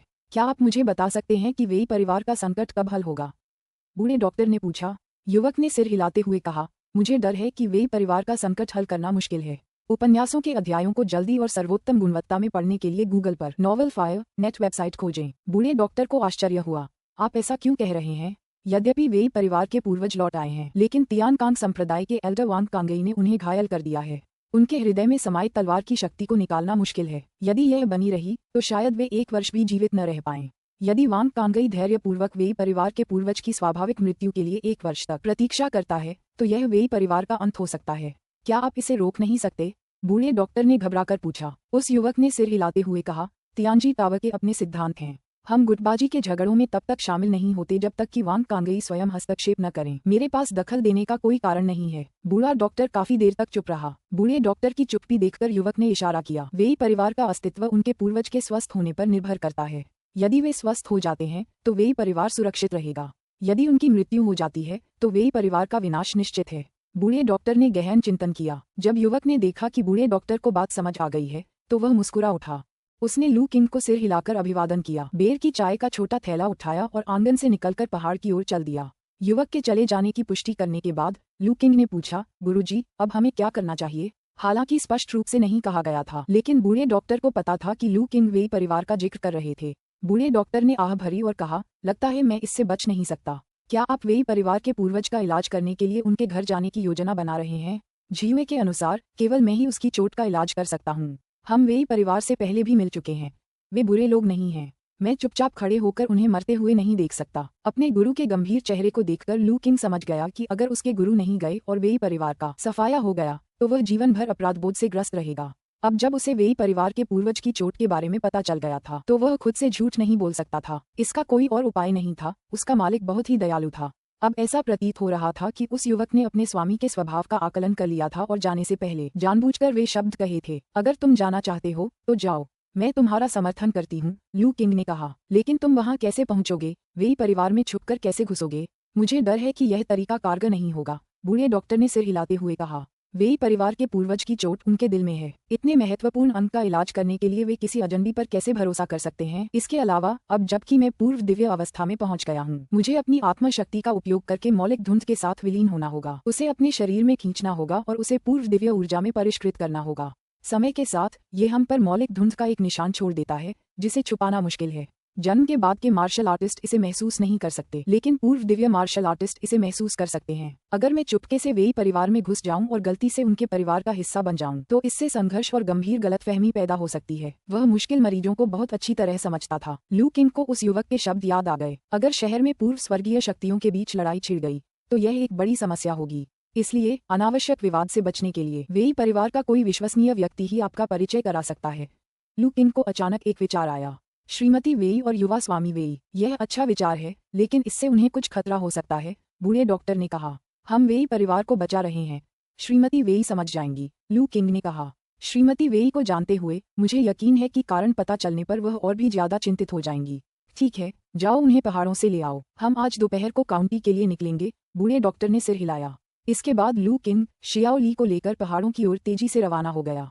जब वह युवक आया तो उसने शियाओ ली को छिपने के लिए कहा, क्योंकि वह नहीं चाहता था कि वे दोनों मिलें। उस युवक का खजाना इतना जादुई था कि वह 100 मील दूर से भी मौलिक धुंध में होने वाले परिवर्तनों का पता लगा सकता था। हालांकि यह पक्का नहीं था कि शियाओ ली को छुपाने से कोई फायदा हुआ या नहीं, लेकिन उससे न मिलना ही बेहतर था। हालांकि उस युवक को इस बात का एहसास नहीं हुआ कि उसने आत्मशक्ति का विकास कर लिया है। इस प्रकार वह खजाना सर्वशक्तिमान नहीं था, कम से कम सारी जानकारी का पता नहीं लगाया जा सका। दुर्भाग्यवश उस युवक ने खजाना नहीं दिखाया, इसलिए लू किंग की क्षमता उसकी जांच नहीं कर सकी। शियाओ ली के साथ लू किंग जल्दी से मागो और अन्य लोगों के छिपने की जगह पर पहुंच गई। संयोगवश वे तीनों वहां मौजूद थे। भाई लू किंग, क्या हुआ? लू किंग को देखकर मागो और बाकी लोग आश्चर्यचकित रह गए। किसी को भी यह उम्मीद नहीं थी कि लू किंग, जो कल ही गई थी, इतनी जल्दी लौट आएगी। रास्ते में बात करेंगे, सामान पैक करो, हम पहाड़ छोड़ रहे हैं। अध्याय 135। मास्टर लू, आखिर हुआ क्या? क्या आप हमें अभी बता सकते हैं? पहाड़ों में श्रीमती वेई को गोद में लिए हुए लू किंग ने पूछा। उनके चेहरे पर कुछ तनाव झलक रहा था। अभी कुछ देर पहले ही लू किंग अचानक वहां पहुंची और सबको अपना सामान पैक करके तुरंत पहाड़ छोड़ने को कहा। हालांकि सभी लोग अचंभित थे, फिर भी उन्हें लू किंग पर भरोसा था और अपने तनाव के बावजूद उन्होंने आज्ञा का पालन किया। जैसे जैसे वे पहाड़ों से गुजर रहे थे, श्रीमती वेई अपनी जिज्ञासा को और दबा नहीं सकी। आज सुबह सादे कपड़ों में एक युवक, जिसका जिक्र मैंने कल आपसे किया था, ने आपके पूर्वज और तियानजी टावर के रहस्यमय पूर्व दिव्य शिष्य के बीच युद्ध को रोक दिया। वह मेरे गुरु के लिए कुछ बुरी खबर लेकर आया है। आपके वेई परिवार के पूर्वज पर उस रहस्यमय पूर्वज ने घात लगाकर हमला किया था और उनकी हृदय नाड़ी पूर्वज की तलवार की ऊर्जा से घायल हो गई है। चोट गंभीर है और यदि समय पर इलाज न किया गया तो उनके पास जीने के लिए अधिकतम 1 वर्ष का समय है। लू किंग ने धीरे धीरे समझाया। ये कैसे हो सकता है? ये सुनकर श्रीमती वेई और अन्य लोग स्तब्ध रह गए। ये बात तियानजी टावर के शिष्य झियुए ने कही थी। काउंटी में उनके हालिया प्रदर्शन को देखते हुए इस मामले में उनके द्वारा हमें धोखा देने का कोई कारण नहीं है, इसलिए ये सच होना चाहिए। श्रीमती वेई और अन्य लोगों के मन में उथल पुथल मची हुई थी। उन्होंने सोचा था कि पूर्वज के लौटने के बाद हवेली की स्थिति स्थिर हो जाएगी और वे सुरक्षित रूप से घर लौटने के दिन का इंतजार कर सकते हैं। अप्रत्याशित रूप से पूर्वज की चोट में इतना गंभीर छिपा हुआ खतरा था। कुछ देर बाद श्रीमती वेई ने अपना मन शांत किया और पूछना जारी रखा, तो मास्टर लू, हमारे पहाड़ छोड़ने का क्या कारण है? यदि पूर्वज गंभीर रूप से घायल भी हो जाते तो भी माता पिता होने के नाते उनके पास मदद करने की बहुत कम क्षमता होती और पहाड़ छोड़ने का कोई कारण भी नहीं दिखता था। मेरे स्वामी ने आपके पूर्वज की हालत के बारे में सुनकर ये देखने के लिए काउंटी जाने का इरादा किया कि क्या वह पूर्वज की चोट को कम करने में मदद कर सकते हैं। लेकिन महोदया, आप ये भी जानती हैं कि काउंटी में वर्तमान स्थिति जटिल है। आपका परिवार भी बाहरी लोगों के प्रति अत्यधिक सतर्क हो सकता है। यदि केवल मैं और मेरा स्वामी ही जाएं, तो आपके परिवार का विश्वास हासिल करना मुश्किल हो सकता है और इससे गलतफहमियां भी पैदा हो सकती हैं। इसलिए हमने सोचा कि हम आपसे और युवा मालिक से पहाड़ से नीचे आकर हमारे साथ वापस काउंटी में चलने का अनुरोध करें। क्या आपके गुरु को हमारे पूर्वज की चोट का इलाज करने में भरोसा है? श्रीमती वेई ने खुशी से पूछा। पूरी तरह से आश्वस्त होना संभव नहीं है। अपने पूर्वज की चोट का स्वयं निदान किए बिना कोई निर्णय लेना कठिन है, लेकिन हमें कम से कम कोशिश तो करनी ही चाहिए, है ना? लू किंग ने कोई बड़ा वादा नहीं किया, लेकिन श्रीमती वेई को लू किंग के शब्दों में रहस्य का आभास हुआ। अगर उस बूढ़े डॉक्टर में बिल्कुल भी आत्मविश्वास नहीं था तो वह काउंटी जाने का इतना बड़ा जोखिम क्यों उठाएगा? उसके दिल में आशा की एक किरण जगी। तो मैं वेई परिवार की ओर से आपकी नेक मदद के लिए मास्टर लू और आपके गुरु को धन्यवाद देती हूँ। श्रीमती वेई ने अपार कृतज्ञता व्यक्त की। वेई परिवार की मौजूदा स्थिति को देखते हुए ज्यादातर लोग उनसे दूर रहना चाहेंगे और किसी भी तरह के मामले में दखल नहीं देना चाहेंगे। जब वे गिरे हुए थे तब उन्हें और न गिराना ही अपने आप में एक ऐसी बात थी जिसके लिए हम आभारी हो सकते हैं। लेकिन लू किंग और उसके गुरु ने बार बार मदद का हाथ बढ़ाया, उसे और उसके बेटे को और यहाँ तक कि पूरे वेई परिवार को भी बचाया। वह अपनी कृतज्ञता व्यक्त करने के लिए शब्द नहीं जानती थी। उपन्यासों के अध्यायों को जल्दी और उच्चतम गुणवत्ता में पढ़ने के लिए गूगल पर novelfire.net वेबसाइट खोजें। समूह पहाड़ों से होकर गुजरा और पहाड़ से बाहर निकलने के बाद वे सीधे हाफवे हाउस चले गए। बूढ़ा डॉक्टर पहले से ही आंगन में इंतजार कर रहा था। सबको लौटते देख वह मुस्कुराया और बोला, आप सब वापस आ गए। श्रीमती वेई पहले ही लू किंग की पीठ से नीचे उतर चुकी थी और उन्होंने शालीनता से झुककर अभिवादन किया। निंग यान ने बूढ़े डॉक्टर को प्रणाम किया। आपने अतीत में मेरे बेटे को जीवन और मृत्यु के बीच से बचाया था और मैं व्यक्तिगत रूप से आपका धन्यवाद नहीं कर सकी। मुझे सचमुच शर्म आ रही है। हे, ये तो छोटी सी बात थी, इसे दिल पर लेने की जरूरत नहीं है। बूढ़े डॉक्टर ने अपनी दाढ़ी सहलाई और हल्के से हंसे। नमस्कार बुजुर्ग डॉक्टर। इस समय वेई जियान ने भी आगे बढ़कर सलाम किया। बूढ़े डॉक्टर ने उसके चेहरे की रंगत देखी और सिर हिलाते हुए कहा, तुम्हारा शरीर अच्छी तरह से ठीक हो गया है और काफी मजबूत हो गया है। हाँ, मैं हाल ही में अपने गुरु और लू शियाडाफू के साथ मार्शल आर्ट का अभ्यास कर रहा हूँ और मेरा शरीर पहले से कहीं बेहतर है। वेई जियान ने अपने हाथ में पकड़ी लकड़ी की छड़ी को कसकर पकड़ा और खुशी से कहा, अच्छा, बहुत अच्छा। बूढ़े डॉक्टर ने ये भी देखा कि वेई जियान के स्वभाव में काफी बदलाव आया था और वे इससे बहुत संतुष्ट थे। मागो की बात करें तो चूंकि वह पहले भी अक्सर यहाँ आता रहता था, इसलिए उसे एक जाना पहचाना चेहरा माना जाता था। इसलिए उसने ज्यादा बातचीत नहीं की, बस बूढ़े डॉक्टर को नमस्कार किया। बूढ़े डॉक्टर, हम कब रवाना हो रहे हैं? अभिवादन के बाद श्रीमती वेई ने पूछा। जब से उसे अपने पूर्वज की चोट के बारे में पता चला था, तब से वह बेचैन महसूस कर रही थी। जल्दी की कोई बात नहीं है, आप अभी अभी पहाड़ से उतरे हैं, पहले तरोताजा हो जाइए, दोपहर का भोजन कर लीजिए और फिर हमारे प्रस्थान से पहले अच्छी तरह आराम कर लीजिए। बूढ़े डॉक्टर ने कहा। मागो और अन्य लोग एक गुफा में रह रहे थे, जहां उनके पास खाने पीने की पर्याप्त व्यवस्था तो थी, लेकिन अन्य मामलों में असुविधाएं थीं, इसलिए अब वे सभी थोड़े अस्त व्यस्त दिख रहे थे। श्रीमती वेई यह भी जानती थीं कि उनकी वर्तमान उपस्थिति कुछ हद तक अनुचित थी और समझती थीं कि वेई परिवार को बचाने में जल्दबाजी नहीं की जा सकती। इसलिए उसने बूढ़े डॉक्टर के इस इंतजाम का विरोध नहीं किया और तरोताजा होने चली गई। बूढ़े डॉक्टर ने उनके लिए पहले से ही गर्म पानी तैयार कर रखा था। नहाने के बाद उन्होंने देखा कि लू किंग रसोई में व्यस्त थी और अंदर से खाने की खुशबू आ रही थी। मिस, आप बहुत खूबसूरत लग रही हैं। इसी क्षण श्रीमती वेई ने एक मधुर आवाज सुनी। उसने नीचे देखा तो पाया कि एक छोटी लड़की उसके सामने खड़ी है, अपना सिर झुकाए हुए है और उत्सुकता से उसे देख रही है। एक नक्काशीदार जेड प्रतिमा जैसी दिखने वाली इस नन्ही बच्ची को देखकर श्रीमती वेई का हृदय स्नेह से भर गया। वह नीचे झुकी और शियाओ यान को गोद में उठाकर बोली, छोटी बच्ची, तुम्हारा नाम क्या है? मेरा नाम लू शियाओ यान है। महोदया, आप कौन हैं? शियाओ यान ने खुशी से पूछा। तो तुम शियाओ यान हो? मैं तुम्हारी बहन नहीं हूँ, मुझे आंटी कहो, मैं तुम्हारे भाई की दोस्त हूँ। मेरा उपनाम ली है। श्रीमती वेई तुरंत समझ गई कि यह छोटी लड़की वही है जिसके बारे में अन एर ने बात की थी, लू किंग की बहन। उसे बिल्कुल भी उम्मीद नहीं थी कि शियाओ यान इतनी खूबसूरत होगी। शहर की लड़कियां भी उसकी कोमल और प्यारी सूरत के आगे फीकी पड़ जाती थीं। आंटी, शियाओ यान ने गांव की अन्य आंटियों से उनकी तुलना करते हुए थोड़ा हैरान होकर कहा। लेकिन आंटियां तो आपकी तरह जवान नहीं होती, है ना? तुम मेरी प्यारी बच्ची हो, तुम बहुत प्यारी हो। कोई भी महिला खुद को युवा कहलाना पसंद नहीं करेगी। और श्रीमती वेई इस मासूम टिप्पणी को सुनकर तुरंत मुस्कुरा उठी। कोमल और प्यारी शियाओ यान को पकड़े हुए वह उसे जाने नहीं देना चाहती थी। शियाओ यान को भी यह सुंदर और दयालु चाची बहुत पसंद आई, क्योंकि वह उन्हें बहुत स्नेहशील मानती थी। तो वे दोनों खुशी खुशी बातें करने लगे। उनके हंसमुख स्वभाव को देखकर किनारे से देख रहे वेई जियान थोड़े अचंभित रह गए। भागने के बाद से यह पहली बार था जब उसने अपनी माँ के चेहरे पर इतनी सच्ची मुस्कान देखी थी। शियाओ यान, खाना लगभग तैयार है, मेज लगा दो। दोनों खुशी खुशी बातें कर रहे थे, तभी रसोई से लू किंग की आवाज आई। खाने का समय हो गया है। चाची, आप यहाँ बैठिए, मैं अपने भाई की मदद करने जाता हूँ। शियाओ यान श्रीमती वेई की बाहों से कूदकर रसोई की ओर भागी। मैं भी मदद करूंगी। श्रीमती वेई उनके पीछे रसोई में चली गईं। फिर उसने देखा कि शियाओ यान अलमारी से कटोरे निकाल रही है। रसोई की बात करें तो कई व्यंजन पहले से ही तैयार थे। छोटी मेज पर कई शाकाहारी व्यंजन रखे हुए थे और बर्तन में कुछ उबल रहा था और उससे भाप निकल रही थी। इसके बगल में एक मिट्टी के बर्तन में सूप उबल रहा था और पास ही में एक बड़े बर्तन में चमकीला लाल मांस पक रहा था। इन व्यंजनों को देखकर और इनकी मनमोहक सुगंध सूंघकर श्रीमती वेई खुद को निगलने से नहीं रोक सकीं। इन दिनों पहाड़ों में छिपे रहने के दौरान हालांकि उनके पास भोजन की कमी नहीं थी, लेकिन भरपेट खाना असंभव था। अब अचानक इतने सारे स्वादिष्ट दिखने वाले व्यंजन देखकर अपनी परवरिश के बावजूद उसे भी थोड़ी लालच महसूस होने लगी। महोदया, आप अंदर क्यों आईं? रसोई में धुआं भरा है, इससे आपकी आंखों को नुकसान हो सकता है। आग जलाए हुए लू किंग ने श्रीमती वेई को देखा और जल्दी से कहा।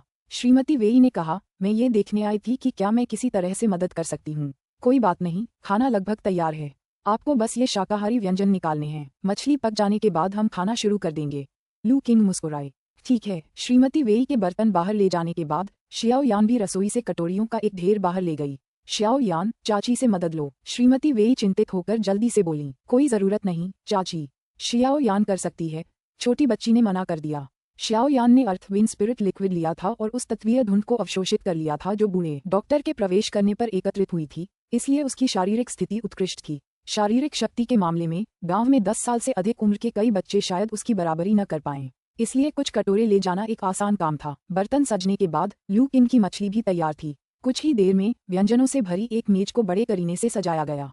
ठीक है, अब खाने का समय हो गया है। जब लू किंग ने उबली हुई मछली को मेज के बीचों बीच रखा तो उसने ताली बजाई। जहां तक शियाओली की बात है, उसने पहले ही बाहर एक कोना ढूंढ लिया था और वह बड़े चाव से मछली का एक कटोरा चट कर रही थी। किंग के खाना पकाने के कौशल में काफी सुधार हुआ है। मुख्य सीट पर बैठे बूढ़े डॉक्टर मुस्कुराए। हाँ, मेरे भाई का खाना सबसे बढ़िया है। शियाओ यान अपनी छोटी सी कुर्सी पर बैठी हुई स्टूल, उसने गर्व से कहा। मागो और बाकी लोगों की आंखें स्वादिष्ट व्यंजनों को देखकर चौड़ी हो गईं। उबली हुई मछली, चिकन सूप, धीमी आंच पर पकाया हुआ खरगोश, तली हुई छोटी मछली, तली हुई सब्जियां, ये गर्म व्यंजन ऐसी चीजें थीं जिन्हें उन्होंने लंबे समय से नहीं खाया था। भाई लू किंग, ये कौन सा व्यंजन है? मागो ने कैसरोल में रखे लाल भाप निकलते मांस की ओर इशारा किया। ये धीमी आंच पर पकाया हुआ सुअर का मांस है, इसका स्वाद काफी अच्छा है। लू किंग ने जवाब दिया। ठीक है, शिष्टाचार की कोई जरूरत नहीं है, चलिए खाना खाते हैं, बूढ़े डॉक्टर ने पहले एक तली हुई छोटी मछली उठाते हुए कहा। बूढ़े डॉक्टर को शुरू करते देख बाकी लोगों ने भी अपनी चॉपस्टिक उठा ली। मागो और वेई जियान ने सबसे पहले कैसरोल में रखे हुए ब्रेस्ट पोर्क को उठाया। वह कपकपता हुआ चमकदार मांस बहुत ही लुभावना था। जैसे ही उन्होंने एक एक टुकड़ा उठाया और उसे अपने मुंह में डाला, उन्हें लगा कि हल्के से दबाने पर वह पिघल रहा है और उसकी खुशबू से उनका मुंह भर गया। उनकी आंखें चौड़ी हो गईं। उन्होंने इससे पहले कभी इतना स्वादिष्ट मांस नहीं खाया था। लू शियाडाफू, ये कौन सा मांस है? ये इतना स्वादिष्ट कैसे है? वेई जियान ने पूछे बिना नहीं रह सकी। ये सुअर का मांस है। मैंने इसे आज सुबह पड़ोसी गांव के कसाई से खरीदा है। लू किंग मुस्कुराए। क्या सुअर का मांस इतना स्वादिष्ट होता है? वेई जियान को इस बात पर यकीन करना मुश्किल लग रहा था। हाल ही में हुए प्रशिक्षण के बाद वह नाजुक युवा मालिक नहीं रहा जिसे सुअर के मांस के बारे में सोचकर ही मतली महसूस होती थी। लेकिन फिर भी उसे विश्वास नहीं हो रहा था कि दिखने में गंदा लगने वाला सुअर का मांस इतना स्वादिष्ट हो सकता है। साधारण सुअर का मांस इतना स्वादिष्ट नहीं होता, लेकिन विशेष तैयारी के साथ पकाया गया ये सुअर का मांस सामान्य सुअर के मांस से भी ज्यादा स्वादिष्ट होता है। हाल के दिनों में पहाड़ों में घूमते हुए लू किंग अक्सर अपनी क्षमताओं का उपयोग करके कई ऐसे पौधे ढूंढता था जो उसके पिछले जीवन के कुछ मसालों की जगह ले सकें। इससे उनके पाक कौशल में काफी सुधार हुआ। अब वह इस ब्रेस्ट पोर्क को लगभग उतना ही स्वादिष्ट बना सकता था जितना कि उसके पिछले जीवन में था। अपने बेटे को इतने मनपसंद तरीके से खाते देख श्रीमती वेई, जिन्हें शुरू में तैलीय मांस में कोई दिलचस्पी नहीं थी, एक छोटा सा टुकड़ा चखने से खुद को रोक नहीं पाई। तब वह भी आश्चर्यचकित हो गई। धीमी आंच पर पकाया गया सुअर का मांस देखने में चिकना लग रहा था, लेकिन उसमें बिल्कुल भी चर्बी नहीं थी, बल्कि वह स्वादिष्ट और बेहद लजीज था। उन्होंने अन्य व्यंजन भी आजमाए और वे और भी अधिक आश्चर्यचकित रह गए। चिकन का सूप स्वादिष्ट था, उबली हुई मछली मीठी थी, तली हुई मछली कुरकुरी थी और यहाँ तक कि सब्जियां भी बहुत स्वादिष्ट थीं। हर व्यंजन का स्वाद उनकी उम्मीदों से कहीं बेहतर था, इसलिए उन सभी ने जी भरकर खाना खाया और कुछ भी नहीं छोड़ा। मागो और वेई जियान ने ब्रेस्ट पोर्क सॉस का आखिरी कतरा भी चावल में तब तक मिलाया जब तक वह खत्म नहीं हो गया। अपने परिष्कृत शिष्टाचार के बावजूद श्रीमती वेई भी पेट भर जाने के बाद चिकन सूप का एक अतिरिक्त कटोरा पीने से खुद को रोक नहीं पाई। भाई लू किंग, मुझे पहले भोजन पर न रुकने का बहुत अफसोस है। मैंने कितने स्वादिष्ट व्यंजनों को मिस कर दिया। खाना खाने के बाद मागो पछतावा करता हुआ दिखाई दिया। हाँ, अभी देर नहीं हुई है। ये तो बस चॉपस्टिक्स का एक अतिरिक्त जोड़ा है। लू किंग हंसी। बिल्कुल, अगर आप मुझे आमंत्रित नहीं भी करेंगे तो भी मैं आऊंगा और बेशर्मी से खाना खाऊंगा, मागो ने मजाक में कहा। ये देखकर वेई जियान को ईर्ष्या हुई। अगर उसका परिवार शहर में रहता तो वह भी अक्सर यहाँ आकर खाना खाना चाहता। हालांकि उसने एक पल के लिए सोचा, अब मागो उसका स्वामी था, एक शिष्य के रूप में गुरु से बार बार मिलना उचित ही था, है ना? तो कभी कभार लू शियाडाफू के घर भोजन के लिए आना सामान्य बात होगी, है ना? वेई जियान खुद को होशियार महसूस कर रहा था और अपनी चतुराई पर खुश था। श्रीमती वेई भी इस विचार से आकर्षित हुई थी, लेकिन वह जानती थी कि एक बार हवेली में वापस लौटने के बाद फिर से बाहर आना आसान नहीं होगा। कुछ देर के लिए इस भोजन के बाद सभी का मूड अच्छा हो गया और वे लगभग काउंटी की आगे की यात्रा के बारे में भूल ही गए। लेकिन वे उन चुनौतियों से बच नहीं सके जिनका उन्हें सामना करना पड़ा। भोजन के बाद बूढ़े डॉक्टर ने कुछ क्षणों की चुप्पी के बाद अंततः कहा, आह किंग, जाओ और तैयारी करो, हमें चलना चाहिए। हाँ मास्टर, लू किंग ने सिर हिलाया और तैयारी करने के लिए बाहर चली गई। तियान कांग संप्रदाय की उपस्थिति के कारण वे इस बार खुलेआम काउंटी में नहीं जा सके। उन्हें अपना वेश ठीक से बदलना था, इसलिए लू किंग श्रीमती वेई और वेई जियान के लिए कपड़े उधार लेने गांव गई और उन्हें पहनाया। वह बगल में स्थित दादा झांक के घर भी गया और उनका विनम्र बैलगाड़ी उधार लेकर उसमें कुछ जड़ी बूटियां लाद लीं। सब कुछ तैयार हो जाने के बाद लू किंग ने अपनी युद्ध तलवार और एक ढकी हुई बांस की टोकरी उठाई और शियाओ यान को गाड़ी पर बिठा दिया। हाँ, इस बार उसने शियाओ यान को साथ ले जाने का फैसला किया। काउंटी की यह यात्रा खतरनाक थी और उसे और उसके मालिक को नहीं पता था कि क्या हो सकता है। शियाओली भी उनके पीछे पीछे जाएगी। शियाओ यान को गांव में अकेला छोड़ना सुरक्षित नहीं था। वे हमेशा एक दूसरे पर निर्भर रहे थे, तो इस बार वे साथ जाएंगे। जब तक वे खड़े रहेंगे वह और उसका गुरु किसी को भी शियाओ यान को नुकसान नहीं पहुंचाने देंगे। भाई, हम कहाँ जा रहे हैं? गाड़ी पर बैठी शियाओ यान उत्साहित थी। हम काउंटी जा रहे हैं। तुम हमेशा से शहर देखना चाहते थे, है ना? शहर के लिए? बहुत बढ़िया। शियाओ यान बेहद खुश थी। वह कभी शहर नहीं गई थी। श्रीमती वेई, कृपया रास्ते में शियाओ यान का ध्यान रखने में मेरी मदद करें, लू किंग ने श्रीमती वेई से कहा, जो गाड़ी पर ही बैठी थी। मैं करूंगा। श्रीमती वेई, जो अब एक ग्रामीण महिला की तरह कपड़े पहने हुए थी, ने शियाओ यान को कसकर पकड़ रखा था। उसे उम्मीद नहीं थी कि लू किंग शियाओ यान को साथ लाएगी, लेकिन उसने लू किंग का दृढ़ संकल्प महसूस किया और जान लिया कि समझाने बुझाने का कोई फायदा नहीं होगा। वह मन ही मन केवल यही संकल्प कर सकी कि जब तक उसकी मृत्यु नहीं हो जाती वह शियाओ यान को कोई नुकसान नहीं होने देगी। जब सब कुछ तैयार हो गया तो बूढ़े डॉक्टर ने गाड़ी चलाई और एक चिल्लाहट के साथ पहिए लुढ़कने लगे। धीरे धीरे गांव से बाहर निकल गए। लू किंग, मागो और वेई जियान साथ साथ चले। गांव वालों को नहीं पता था कि लू किंग और बाकी लोग क्या करने वाले हैं और न ही उन्हें श्रीमती वेई की असली पहचान पता थी। उन्हें लगा कि वे सभी बूढ़े डॉक्टर के साथ शहर जा रहे हैं। इसलिए उन्हें विदा करते समय उन्होंने बिना किसी खास भावना के बस कुछ याद दिलाने वाली बातें कह दी। अब लू किंग की ताकत को देखते हुए उन्हें कोई चिंता नहीं थी। गाड़ी गांव के प्रवेश द्वार पर पहुंची और बूढ़ा डॉक्टर रुक गया। लू किंग ने चलकर ऊपर की ओर कदम बढ़ाया और पत्थर के नीचे एक पेड़ से 3 लाल धागे बांध दिए। मास्टर लू, यह क्या है? श्रीमती वेई ने पूछा कि लू किंग कब लौटी। ये गांव की परंपरा है। गांव छोड़कर जाने वाला हर व्यक्ति पेड़ पर एक लाल धागा बांधता है, लू किंग ने संक्षेप में समझाया। लेकिन उनके सरल शब्दों ने श्रीमती वेई के दिल को दहला दिया। उसने शियाओ यान को और कसकर पकड़ लिया। मागो और वेई जियान भी अधिक दृढ़ संकल्पित नजर आ रहे थे। उन्होंने मन ही मन एक मौन निर्णय ले लिया। चाबुक की आवाज आई और गाड़ी फिर से चलने लगी, धीरे धीरे आगे बढ़ने लगी। गाड़ी जंगल से गुजरी, जिससे आगे उड़ रहे पक्षियों का झुंड चौंक गया। अध्याय 136। सुबह सुबह सूरज अभी अभी निकला था। वाह, कितना सुंदर! बैलगाड़ी पर बैठे हुए जियाओ यान ने विस्मय से कहा। इस समय लू किंग और अन्य लोग जंगल से निकलकर एक विशाल मैदान के बीच में पहुंच चुके थे। उनके चारों ओर विशाल खेत थे जिनमें कई फार्म हाउस बिखरे हुए थे। लू किंग की बैलगाड़ी खेतों के बीचों बीच एक चौड़ी सरकारी सड़क पर चल रही थी। ये शरद ऋतु का सुनहरा मौसम था। खेत सोने के सागर की तरह चमक रहे थे और इसमें कोई आश्चर्य की बात नहीं थी कि जियाओ यान चकित थी। ज्यूली गांव में बिखरे हुए धान के खेतों के टुकड़ों की तुलना में धान के खेतों के ये विशाल क्षेत्र वास्तव में चौंकाने वाले थे। भाई लू किंग, बस थोड़ा और आगे और हम काउंटी शहर पहुंच जाएंगे। मागो ने दूर स्थित शहर की ऊंची दीवारों की ओर इशारा करते हुए लू किंग से कहा। दूर स्थित शहर को देखकर लू किंग थोड़ा आश्चर्यचकित रह गया। उसने सोचा था कि काउंटी का कस्बा बहुत बड़ा नहीं होगा, लेकिन वह गलत था। शहर की दीवारों की ऊंचाई से ही यह स्पष्ट हो जाता था कि यह काउंटी कस्बा उन तथाकथित प्राचीन कस्बों की तुलना में कहीं अधिक बड़ा था जिनका उन्होंने अपने पिछले जीवन में दौरा किया था। इसमें कोई आश्चर्य नहीं कि गुरुजी कहा करते थे कि यह शहर एक अलग ही दुनिया है। देखने से ही पता चलता है कि ज्यूली गांव की तुलना में ये कस्बा वास्तव में कहीं अधिक समृद्ध था। गुरुजी, काउंटी का कस्बा लगभग आ ही गया है। शहर में प्रवेश करने के लिए हमें क्या करना चाहिए? कल दोपहर लू किंग और उनके साथी ज्यूली गांव से रवाना हुए थे। बैलगाड़ी धीमी चल रही थी और 100 मील से अधिक की यात्रा आसान नहीं थी। दिन भर की यात्रा के बाद अंधेरा हो चुका था। रात में यात्रा करना मुश्किल था और काउंटी शहर रात में अपने द्वार बंद कर देता था। इसलिए सूर्यास्त के बाद लू किंग और उसके साथियों ने रात बिताने के लिए एक सुनसान भट्टी ढूंढ ली। उन्होंने भोर होते ही अपनी यात्रा जारी रखी। बस इसी तरह अंदर चले जाओ। जैसे ही हम शहर में पहुंच जाएंगे सब कुछ सुरक्षित रहेगा, बूढ़े डॉक्टर ने कहा। लू किंग ने सिर हिलाया। उनके गुरु एक दिव्य स्तर के मार्शल आर्टिस्ट थे। जब तक वे शहर में प्रवेश कर सकते थे, भले ही वान कांगई को पता चल जाता, वह उनका कुछ नहीं बिगाड़ सकता था जब तक कि वह सब कुछ दांव पर लगाने और शहर के भीतर ही लड़ाई शुरू करने के लिए तैयार न हो। इस प्रकार लू किंग और उसके समूह ने अपनी आभा को छिपा लिया, अपनी तलवारों और चाकुओं को बैलगाड़ी पर छुपा लिया और शहर के बाजार की ओर जा रहे किसानों के रूप में घुल-मिल जाने की कोशिश की।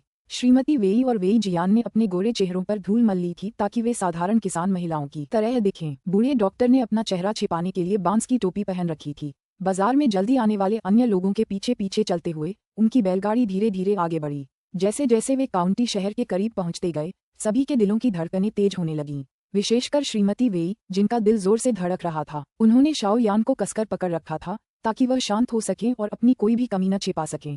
सामने 30 मीटर ऊंची सुव्यवस्थित ढंग से बनी शहर की दीवार को देखते हुए लू किंग समझ गया कि मागो ने रात में चुपके से शहर में प्रवेश करने का सुझाव क्यों नहीं दिया था। टेंडन और बोन्स क्षेत्र के मार्शल आर्टिस्टों के लिए भी बिना किसी को सचेत किए शहर की ऊंची और फिसलन भरी दीवार पर चढ़ना मुश्किल होगा। इसके अलावा वे श्रीमती वेई और उनके बच्चे के साथ थे। जैसे जैसे वे शहर की दीवार के करीब पहुंचते गए, समूह में चिंता बढ़ती गई। हालांकि शहर के द्वार से महज 100 मीटर की दूरी पर बूढ़े डॉक्टर ने अचानक बैलगाड़ी रोक दी। लू किंग के बैग में भी हल्की सी हलचल हुई। गुरुजी, लू किंग चौंक गई। अफसोस, हम इसे आखिरकार छिपा नहीं सकते, बूढ़े डॉक्टर ने आह भरी। मागो और बाकी लोग चौंक गए। वे सवाल पूछने ही वाले थे कि तभी शहर के द्वार से एक जोरदार हंसी की आवाज आए। शहर की दीवार पर अचानक एक आकृति प्रकट हुई। उसी समय बड़ी संख्या में लोग शहर से बाहर आ गए, भीड़ को खदेड़ दिया और शहर के द्वार को अवरुद्ध कर दिया। शहर में प्रवेश करने की कोशिश करने वाले चीखते चिल्लाते हुए इधर उधर भागने लगे। जो लोग धीरे चल रहे थे उन्हें बुरी तरह पीटा गया और उनका सारा सामान बिखेर दिया गया। सौभाग्यवश, चूंकि यह काउंटी का कस्बा था, इसलिए उन लोगों ने कुछ संयम बरता और कोई भी हताहत नहीं हुआ। ये दृश्य देखकर लू किंग की आंखें ठंडी पड़ गईं। हद हो गई, काउंटी मजिस्ट्रेट के लोग कहाँ हैं?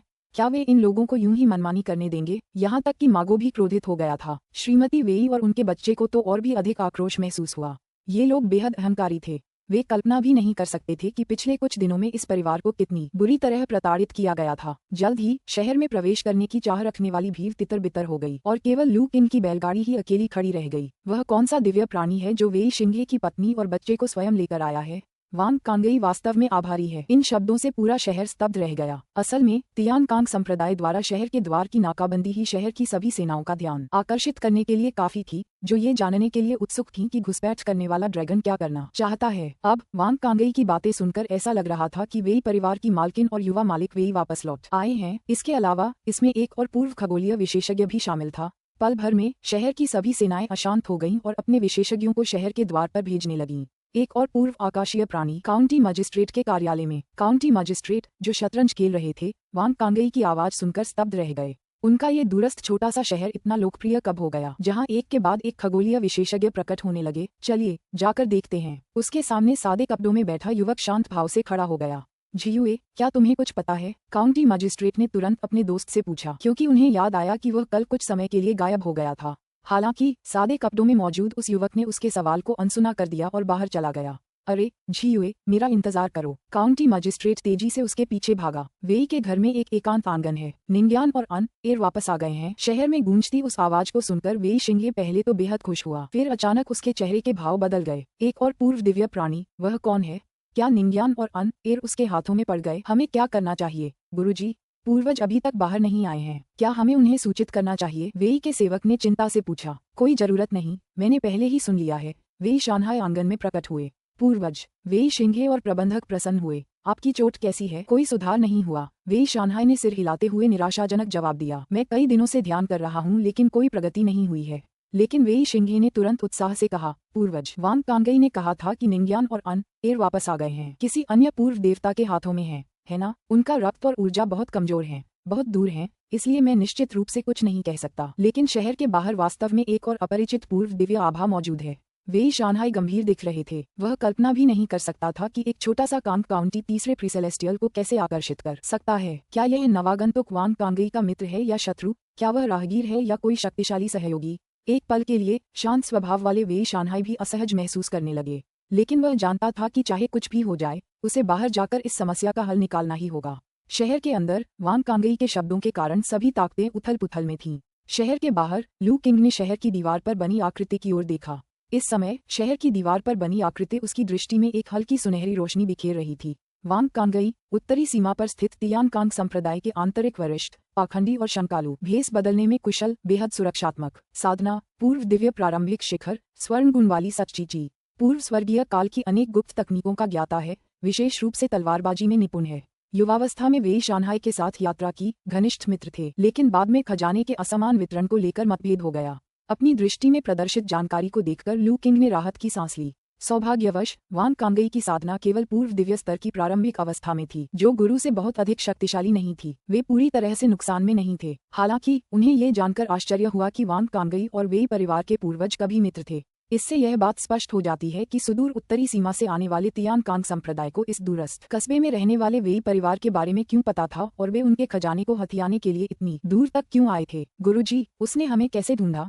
लू किंग ने पूछा। ये तो बस हमारी बदकिस्मती है। ऐसा लग रहा था कि ये दिव्य प्राणी शहर के द्वार के पास इंतजार कर रहा था, और जैसे ही हम उसके करीब पहुंचे, उसने मेरी दिव्य शक्ति को महसूस कर लिया। बूढ़े डॉक्टर ने कड़वे चेहरे से कहा। हो सकता है ये हमारी बदकिस्मती न हो, बल्कि यह कि वह कभी उस इलाके से बाहर नहीं गया, हमेशा वेई परिवार के पूर्वज पर नजर रखता था। लू किंग ने व्यंग्य किया। उसे जो जानकारी मिली, उससे उसे लगा कि वांग कांगई एक ठेठ पाखंडी था। ऐसे लोग अक्सर अपने लक्ष्यों को प्राप्त करने में अथक प्रयास करते थे। लू किंग ने अनुमान लगाया कि वेई परिवार पर असफल हमले के बाद से वांग कांगई संभवतः शहर की रखवाली कर रहा था और वेई परिवार के किसी भी सदस्य के आने जाने पर नजर रख रहा था। गुरुजी, क्या आप वांग कांगई को हरा सकते हैं? लू किंग ने धीमी आवाज में पूछा। नहीं, बूढ़े डॉक्टर ने सिर हिलाते हुए कहा। इस दिव्य प्राणी की आभा बहुत प्रबल है और मैं लड़ने में माहिर नहीं हूँ। असली लड़ाई में मैं उसका मुकाबला नहीं कर पाऊंगा। क्या सीनियर ली द्वारा छोड़ी गई तकनीकों से भी नहीं? मुश्किल है। आपके गुरु मंदबुद्धि हैं। मैंने सीनियर ली की केवल 2 तकनीकों का अभ्यास किया है और उनके रहस्यों का केवल 3 या 4/10वां हिस्सा ही समझ पाया हूँ। इन सच्चे पूर्व दिव्य विशेषज्ञों के मुकाबले तो मैं कुछ भी नहीं हूँ। इसलिए हमें तब तक इंतजार करना होगा जब तक वेई परिवार के पूर्वज सामने नहीं आ जाते। लू किंग परेशान महसूस कर रही थी, लेकिन उसे विश्वास था कि वांग कांगई जल्दबाजी में कोई कदम नहीं उठाएगा। आखिरकार उसे ये तो पता ही नहीं था कि गुरुजी लड़ाई में अच्छे नहीं थे। वेई परिवार के एक अन्य पूर्व देवता के देखते हुए वह आसानी से किसी अन्य पूर्व देवता के साथ संघर्ष को भड़काएगा नहीं। गुरु शिष्य की बातचीत सुनकर मागो और अन्य लोग स्तब्ध रह गए। क्या आप बूढ़े डॉक्टर साहब हैं? क्या आप पूर्व आकाशीय घटनाओं के विशेषज्ञ हैं? मागो हकलाया। प्रीसेलेस्टियल तक पहुंचने में बस किस्मत का साथ मिला, विशेषज्ञ नहीं। बूढ़े डॉक्टर ने सिर हिलाया। मागो का मुंह खुला रह गया। उसने कभी नहीं सोचा था कि दयालु और मिलनसार बूढ़ा डॉक्टर पूर्व स्वर्गीय विद्या का विशेषज्ञ हो सकता है। हालांकि वह जानता था कि बूढ़ा डॉक्टर आंतरिक अंगों के क्षेत्र का एक मार्शल आर्टिस्ट था, लेकिन उसने कभी कल्पना नहीं की थी कि वह चुपचाप प्रीसेलेस्टियल बन जाएगा। श्रीमती वेई और उनका बच्चा इस बात पर विश्वास नहीं कर पा रहे थे कि गाड़ी चला रहा बूढ़ा व्यक्ति एक महान पूर्व आकाशीय विशेषज्ञ था। मागो और अन्य लोग तो चौंक गए, लेकिन वांग कांगई नाखुश थी। उपन्यासों के अध्यायों को जल्दी और सर्वोत्तम गुणवत्ता में पढ़ने के लिए गूगल पर novelfire.net वेबसाइट खोजें। उन्हें इस बात की उम्मीद नहीं थी कि उनकी सद्भावना को नजरअंदाज कर दिया जाएगा, मानो वे उन्हें गंभीरता से नहीं ले रहे हों। हालांकि शहर में वेई शांघाई के बारे में सोचते हुए उसने अपने गुस्से को दबा लिया। महाराज, मेरे प्रस्ताव के बारे में आपका क्या विचार है? यदि आप वेई माता और बच्चे को मेरे हवाले कर देते हैं तो मेरा तियान कांग संप्रदाय आपको भारी इनाम देगा। यह वांग कांगई द्वारा अपने संप्रदाय का सार्वजनिक रूप से किया गया पहला उल्लेख था। स्पष्ट रूप से वह रहस्यमय प्रीसेलेस्टियल को लेकर सतर्क था और संप्रदाय के नाम का इस्तेमाल करके उसे डराने की उम्मीद कर रहा था। दुर्भाग्यवश उस बूढ़े डॉक्टर को यह नहीं पता था कि तियान कांग संप्रदाय क्या है। उसने सिर हिलाते हुए कहा, मुझे क्षमा करें, लेकिन मैं आपकी बात नहीं मान सकता। आप हमें जान से मारने की मंशा है। ये दोनों बच्चे आपके हाथों में अच्छे अंजाम तक नहीं पहुंचेंगे। तो आप वेई परिवार की मदद करने के लिए दृढ़ संकल्पित हैं? वांग कांगई की आंखें ठंडी पड़ गईं और उसका व्यक्तित्व और भी प्रभावशाली हो गया। उन्होंने इस बात की पुष्टि की कि बूढ़ा डॉक्टर और उसका समूह वास्तव में वेई परिवार की मदद कर रहा था। अपने 3 मृत शिष्यों को याद करते हुए उनकी आंखें और भी निर्मल हो गईं। उसका लहजा अब विनम्र नहीं था। बूढ़े आदमी, क्या तुमने मेरे शिष्यों की हत्या की? वांग कांगई की बढ़ती हुई आभा को महसूस करते हुए लू किंग का दिल कांप उठा। वह आगे बढ़ा और चिल्लाया, महोदय, क्या आप पवित्र पर्वत के प्रतिबंध का उल्लंघन करके हम पर हमला करने का इरादा रखते हैं? बेशर्म! एक साधारण टेंडेंस एंड बोन्स रियल्म के मार्शल आर्टिस्ट को अपने ऊपर चिल्लाने की हिम्मत करते देख वांग कांगई की आंखों में भयंकर क्रोध झलक उठा और उसकी शक्तिशाली आभा ने लू किंग पर दबाव डाला। बैलगाड़ी पर सवार सभी लोग भी शामिल हैं। एक पूर्व देवता की शक्ति असाधारण थी। उसकी आभा के किनारे पर होने मात्र से ही श्रीमती वेई और अन्य लोग असहज महसूस करने लगे, लगभग बेहोश होने की कगार पर पहुंच गए। सौभाग्यवश बूढ़े डॉक्टर ने अपना हाथ हिलाया, जिससे उनके चारों ओर एक सौम्य आभा फैल गई और वांग कांगई का दबाव रुक गया। इसके बावजूद श्रीमती वेई और अन्य लोग जोर जोर से खांसने लगे। यहाँ तक कि टेंडन और बोन्स क्षेत्र का मागो भी शर्म से लाल हो गया और भयभीत हो गया। ये पहली बार था जब उसने किसी पूर्व प्राचीन प्राणी की शक्ति का अनुभव किया था, और यह भयावह था। आंटी, क्या आप ठीक हैं? चिंता से भरी श्याओ यान ने अपनी चाची की पीठ थपथपाई ताकि उन्हें सांस लेने में मदद मिल सके। आंटी ठीक हैं। श्रीमती वेई ने अपना सिर हिलाया, लेकिन जल्द ही उन्हें कुछ गड़बड़ महसूस हुई। श्याओ यान, क्या तुम्हें असहजता नहीं हो रही? श्याओ यान को चिंतित और अप्रभावित देखकर श्रीमती वेई दंग रह गईं। नहीं, लेकिन वो चाचा जो वहाँ हैं, वो डरावने हैं। शियाओ यान उन्हें पसंद नहीं करती। शियाओ यान ने नापसंदगी से भौहें चढ़ाते हुए अपना सिर हिलाया। श्रीमती वेई अवाक रह गईं।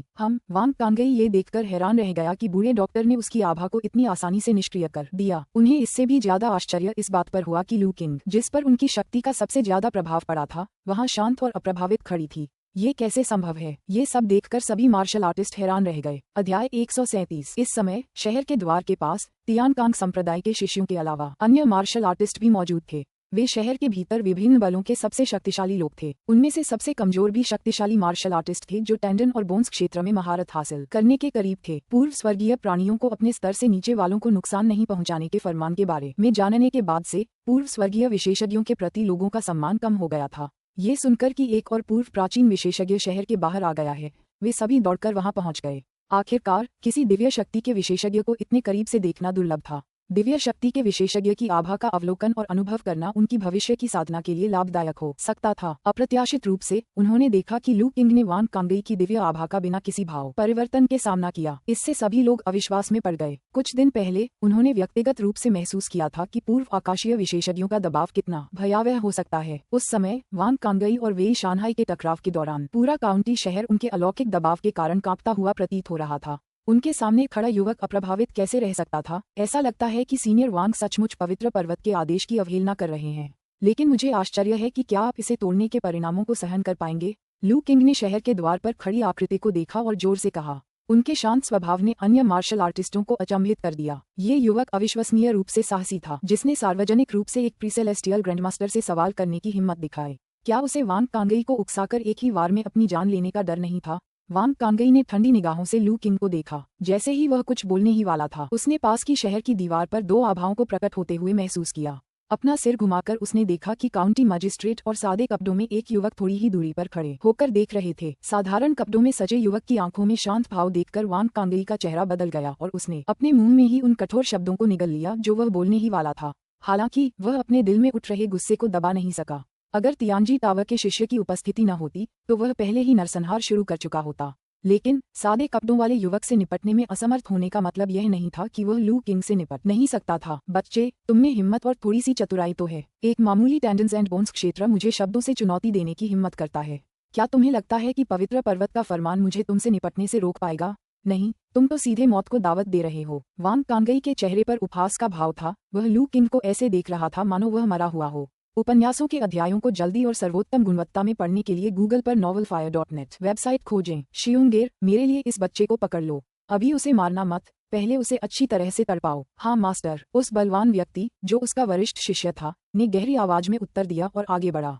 मास्टर झियुए, इस बच्चे ने मेरे प्रति अभद्रता दिखाई। मेरे वरिष्ठ शिष्य द्वारा उसे सबक सिखाने से पवित्र पर्वत के आदेश का उल्लंघन तो नहीं होता, है ना? वांग कांगई ने सादे कपड़ों वाले युवक की ओर रुख किया। बिल्कुल नहीं, सादे कपड़ों में मौजूद युवक ने सिर हिलाते हुए कहा। और यदि पाताल लोक का पूर्व देवता मेरे शिष्य के मामले में हस्तक्षेप करता है तो क्या इससे आदेश का उल्लंघन होता है?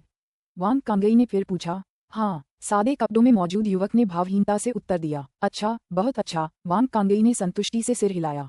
फिर उसने पुकार कर कहा, शियोनगेर, क्या तुमने सुना? अगर उस बूढ़े ने तुम पर हाथ उठाने की हिम्मत की तो तुम्हारा मालिक उसका ख्याल रखेगा। चिंता मत करो, समझ गया स्वामी, उस बलवान व्यक्ति ने जोर से उत्तर दिया। वांग कांगई और सादे कपड़ों वाले युवक ने अपनी बातचीत को छिपाया नहीं, इसलिए लगभग सभी मार्शल आर्टिस्टों ने उन्हें सुन लिया। तुरंत ही सभी ने लू किंग को दया भरी नजरों से देखा। वह बलवान युवक कौन था? वह वेई परिवार के मुखिया के साथ भी मुकाबला कर सकता था और जन्म के बाद के मार्शल आर्टिस्टों में शिखर पर था। आंतरिक अंगों के क्षेत्र में एक ग्रैंडमास्टर था। यहाँ मौजूद सभी लोगों में 2 दिव्य विशेषज्ञों और रहस्यमय मास्टर झियुए को छोड़कर उनकी साधना का स्तर सबसे उच्च था। लू किंग तो केवल टेंडन्स एंड बोन्स क्षेत्र का मार्शल आर्टिस्ट था। भला वह उसका मुकाबला कैसे कर सकता था? इसके अलावा वांग कांगई को उकसाने के लिए कहे गए उनके शब्दों का इस्तेमाल उन्हीं के खिलाफ किया गया, जिससे उनका एकमात्र समर्थक भी बन गया। बूढ़े डॉक्टर, अब हमें क्या करना चाहिए? उस बलवान व्यक्ति को कदम दर कदम पास आते देख और उससे निकलने वाली प्रबल रक्त ऊर्जा को महसूस करते हुए मागो समझ गया कि वे उससे निपट नहीं सकते। ये हष्टपुष्ट व्यक्ति उस अनाम घाटी में मिले आंतरिक अंगों के विशेषज्ञ की तुलना में कहीं अधिक शक्तिशाली प्रतीत हुआ। किंग, पीछे हट जाओ। बूढ़ा डॉक्टर अपने शिष्य को कष्ट में देखकर सहन नहीं कर सका और कुछ करने के लिए तैयार हो गया। हालांकि वांग कांगई, जो सब कुछ करीब से देख रही थी, ऐसा होने नहीं देगी। बूढ़े डॉक्टर को कुछ करने ही वाला देखकर उसने तुरंत तलवार की आभा को संघनित कर लिया। बूढ़े आदमी, अगर तुम नौजवानों को धमकाना चाहते हो तो मुझे असभ्य होने के लिए दोष मत देना। जैसे ही शक्तिशाली आभा का उदय हुआ, ठीक उसी समय जब वांग कांगई हमला करने ही वाला था, लू किंग ने बूढ़े डॉक्टर को रोक दिया। गुरुजी, अभी आपके कार्रवाई करने का समय नहीं है। मुझे पहले इस क्रूर व्यक्ति से निपटने दीजिए। लेकिन किंग, चिंता मत करो गुरुजी, मुझे पूरा भरोसा है। भले ही मैं उनका मुकाबला न कर पाऊं, मैं सुरक्षित रूप से पीछे हट सकता हूं। अपने शिष्य के चेहरे पर हल्की सी मुस्कान देखकर बूढ़े डॉक्टर ने आखिरकार उसे छोड़ दिया। वह जानता था कि लू किंग हमेशा स्थिर रहती थी और आत्मविश्वास के बिना शायद ही कभी कुछ करती थी। हालांकि वह खुद भी यह कल्पना नहीं कर सकता था कि टेंडन और हड्डियों के क्षेत्र में रहने वाला कोई व्यक्ति आंतरिक अंगों के क्षेत्र में रहने वाले किसी व्यक्ति से कैसे लड़ सकता है। लेकिन अपने शिष्य पर भरोसा रखते हुए उन्होंने लू किंग पर विश्वास करने का फैसला किया। युवा स्वामी लू, क्या आप उस खलनायक से लड़ने जा रहे हैं? बैलगाड़ी पर बैठी श्रीमती वेई को गहरा सदमा लगा। किसी को तो समय चाहिए। लेकिन महोदया, आपके वेई परिवार की अतिरिक्त सेना बहुत धीमी गति से आ रही है। हम इतने लंबे समय से इंतजार कर रहे हैं और वे अभी तक नहीं आए हैं। लू किंग ने गंभीर भाव से कहा। मुझे नहीं पता। शायद हवेली में कुछ ऐसा हुआ हो जिससे उन्हें देरी हो गई हो। श्रीमती वेई ने कुछ शर्मिंदगी के साथ कहा। उम्मीद है कि वेई परिवार का मुखिया जल्द ही आ जाएगा, अन्यथा मैं ज्यादा देर तक टिक नहीं पाऊंगी। लू किंग ने आह भरी। उसने टोकरी का ढक्कन हटाया, उसे शियाओ यान को सौंप दिया और बैलगाड़ी से अपनी युद्ध तलवार निकाली। शियाओ यान की रक्षा करो। अगर कोई उसे नुकसान पहुंचाने की कोशिश करे तो उसे बिना दया के मार डालो। श्रीमती वेई और उनका बेटा स्तब्ध रह गए। वे बस पूछने ही वाले थे कि शियाओ ली कौन है। तभी उन्होंने लू किंग को अपनी तलवार लेकर आगे बढ़ते देखा। लू किंग की बातें सुनकर केवल मागो ही बेहद स्तब्ध रह गई। उसने सोचा कि लू किंग उस बलवान व्यक्ति से उस रहस्यमय प्राणी के साथ लड़ेगी जो अदृश्य होना जानता था, जैसा कि उन्होंने अनाम घाटी में किया था। लेकिन अब ऐसा लग रहा था कि वह उस रहस्यमय प्राणी को शियाओ यान की रक्षा करने के लिए सौंपने और खुद अकेले लड़ने का इरादा रखता है। लेकिन वह तो केवल टेंडन और हड्डियों के क्षेत्र में था। भला वह आंतरिक अंगों के क्षेत्र के विशेषज्ञ का मुकाबला कैसे कर सकता था? दुर्भाग्यवश मागो के रोकने से पहले ही लू किंग काफी दूर जा चुका था, जिससे मागो चिंतित हो गया। इसी बीच शहर के द्वार के पास मौजूद मार्शल आर्टिस्ट भी उतने ही आश्चर्यचकित थे, क्योंकि उन्होंने देखा कि वह युवक न केवल भागा नहीं बल्कि अपने हथियार के साथ उस हटे कट्टे आदमी की ओर बढ़ा। क्या ये युवक पागल है? क्या वह आंतरिक अंगों के क्षेत्र के ग्रैंडमास्टर से लड़ना चाहता है? ये बच्चा बुरी तरह डरा हुआ है। अब बड़ा भाई इसे बुरी तरह पीटेगा। युवा और अनुभवहीन, क्या वह यह नहीं देख सकता कि उसका प्रतिद्वंदी कितना शक्तिशाली है? अपनी ही काबिलियत को जरूरत से ज्यादा आंकने वाला ये लड़का तो पक्का मरेगा। शहर के द्वार पर अफरा तफरी मच गई और शहर की दीवार पर तैनात बलवान सैनिक भी उतने ही आश्चर्यचकित रह गए। वांग कांगई के चेहरे पर पहले तो हैरानी का भाव आया, फिर वह तिरस्कारपूर्ण मुस्कान में बदल गया। दरअसल उसे अपनी सीमाओं का ज्ञान नहीं था। वह सोचता था कि वह किसी प्रतिभा के कारण शक्तिशाली है। अच्छा ही हुआ शिवनगर उसे बंधक बना सकती थी, फिर उस बूढ़े आदमी को श्रीमती वेई और उसके बेटे को सौंपने के लिए मजबूर करें। झियू, ये युवक कौन है? ये तो बिल्कुल लापरवाह है। काउंटी मजिस्ट्रेट ने अपने दोस्त से पूछे बिना नहीं रह सका। मुझे भी नहीं पता। साधारण कपड़ों में मौजूद युवक ने अपना सिर हिलाया, लेकिन लू किंग को देखते हुए उसकी आंखों में एक अजीब सी चमक थी।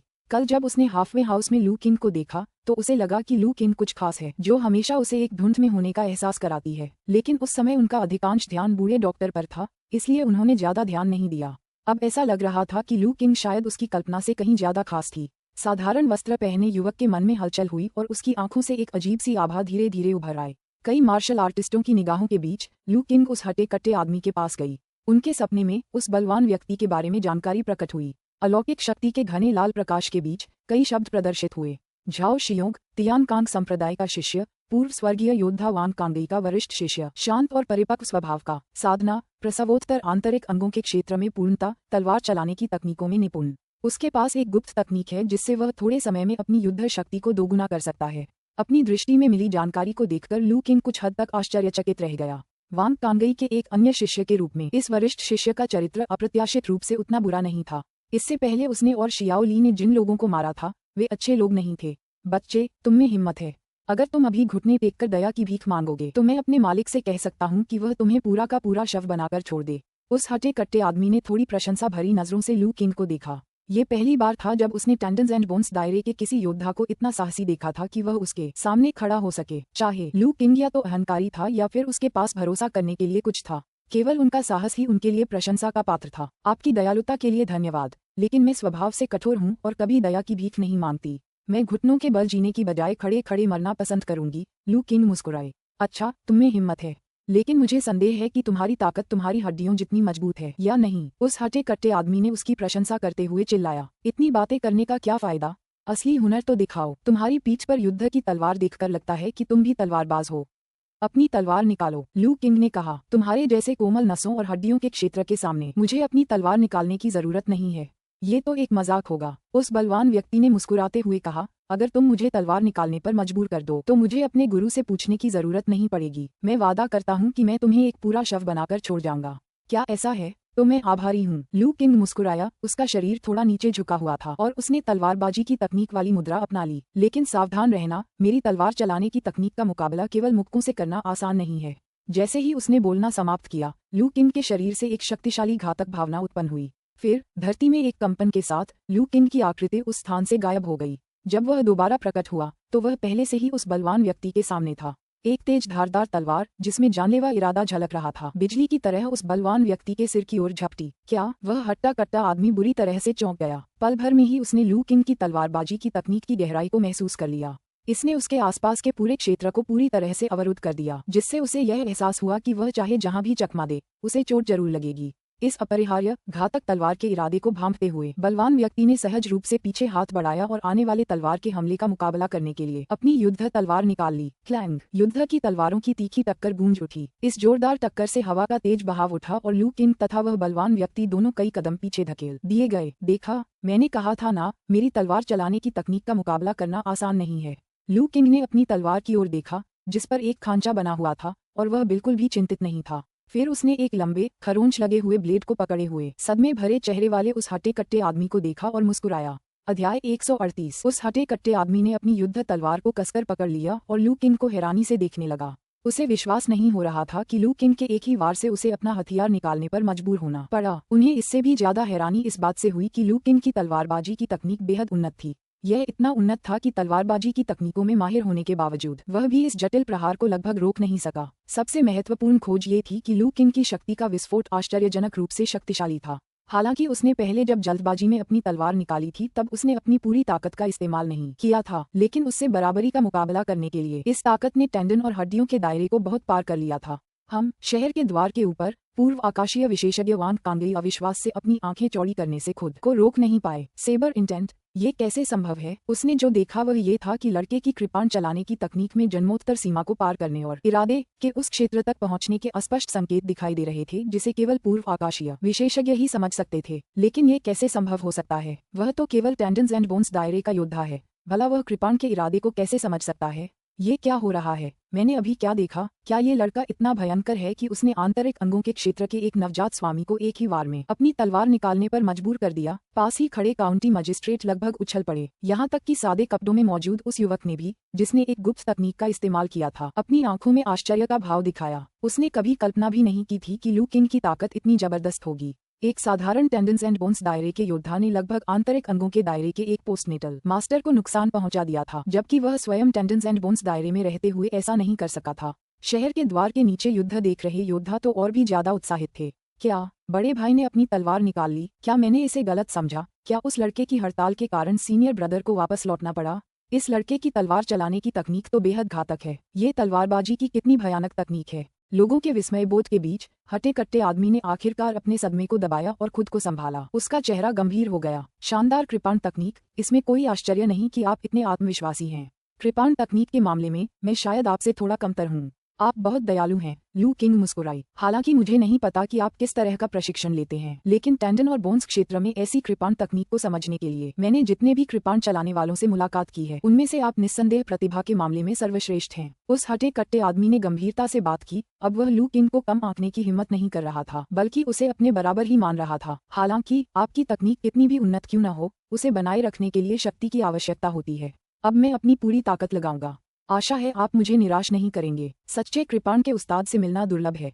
मैं आपको कुछ ही चालों में मारना नहीं चाहता।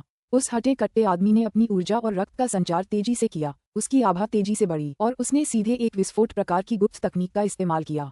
जैसी आपकी इच्छा। उस हटे कट्टे आदमी को बिना किसी झिझक के अपनी विस्फोट प्रकार की गुप्त तकनीक का इस्तेमाल करते देख लू किंग का चेहरा गंभीर हो गया। लापरवाही बरतने का साहस न करते हुए उसने अपना ध्यान केंद्रित किया और आत्मा की शक्ति से बना एक छोटा सा चिन्ह उसकी भौहों के बीचों बीच हल्का हल्का चमकने लगा, जिससे उसका पूरा शरीर प्रकाशित हो गया। जैसे ही आत्मा का प्रतीक चिन्ह प्रकाशित हुआ, लू किंग ने तुरंत अपनी चेतना और अपने शरीर के बीच एक अविश्वसनीय रूप से मजबूत संबंध महसूस किया।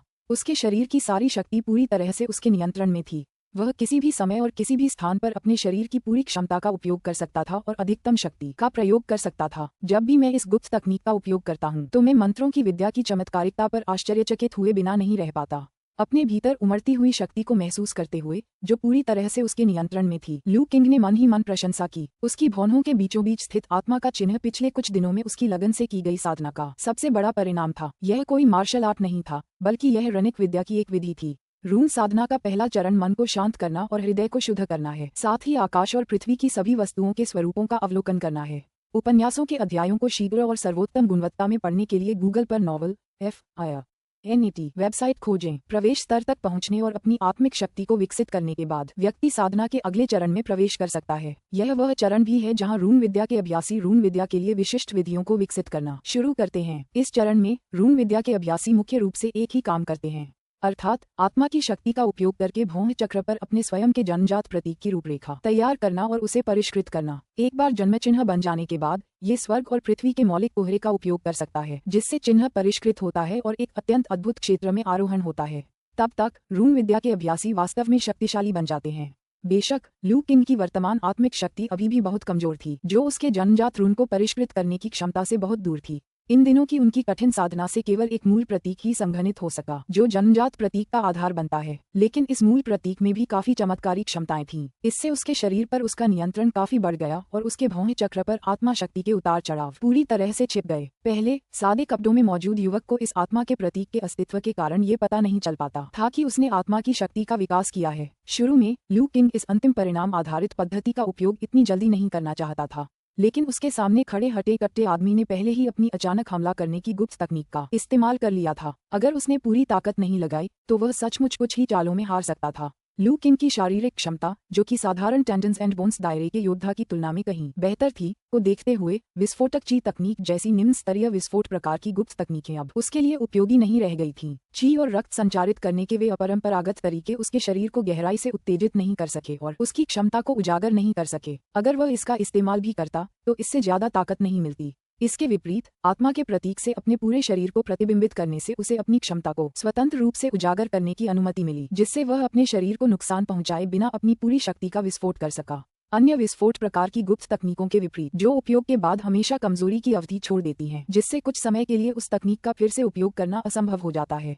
लू किंग की गुप्त तकनीक का उपयोग तब तक किया जा सकता था जब तक उसकी आत्मिक शक्ति इसका समर्थन करती थी, बिना उसके शरीर को थकाए। लू किंग के लिए यह विस्फोट प्रकार की एक आदर्श गुप्त तकनीक थी, इसलिए उन्होंने इसे परफेक्ट बर्स्ट का नाम दिया। इसे समझाने में भले ही काफी समय लगा हो, लेकिन ये सब पलक झपकते ही हो गया।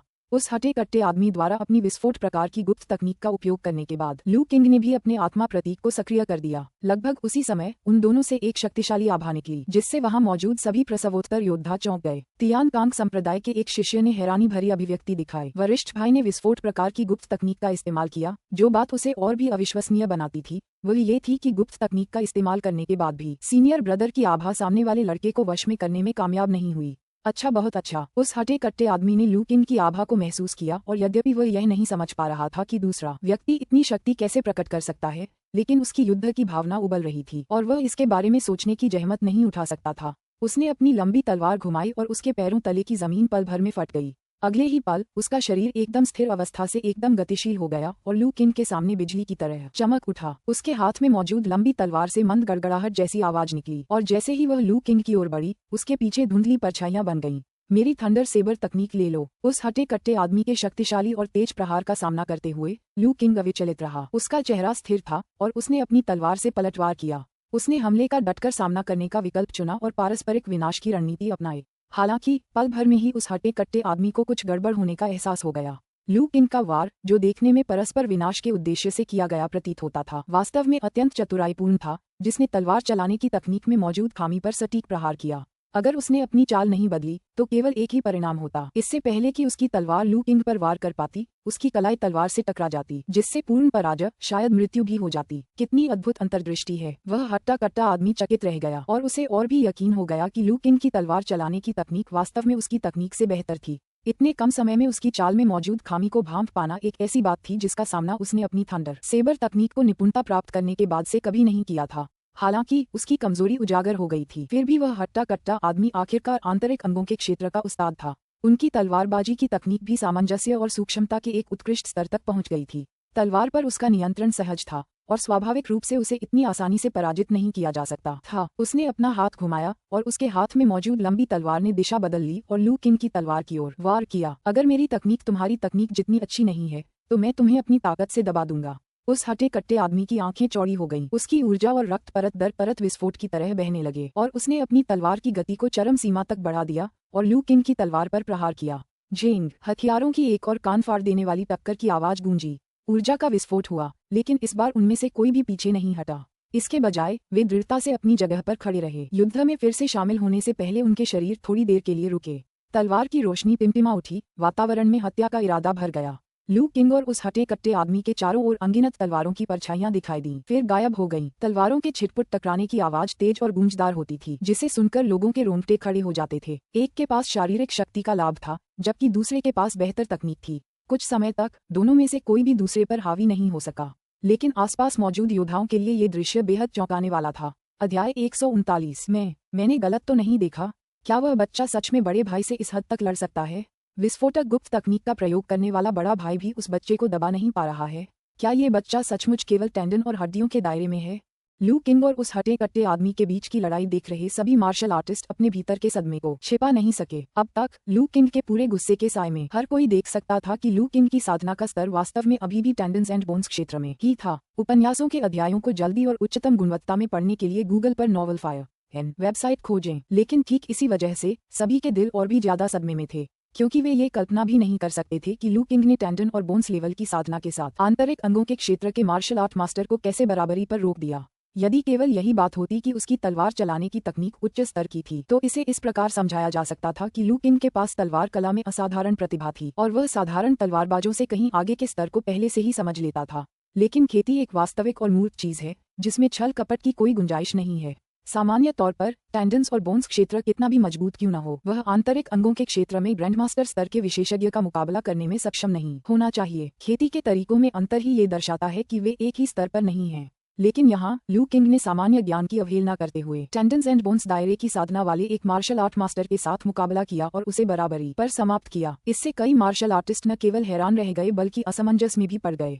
ये वास्तव में तलवारबाजी की शक्ति है। हालांकि यह तलवारबाजी की शक्ति का मात्र एक संकेत है, लेकिन ये तलवारबाजी में वरिष्ठ शिष्य वांग कांगई को भी दबाने के लिए काफी है। लेकिन इस लड़के के शरीर में क्या खास बात है? यह इतना शक्तिशाली कैसे हो सकता है और इतनी देर तक बिना गति खोए विस्फोट करता रह सकता है?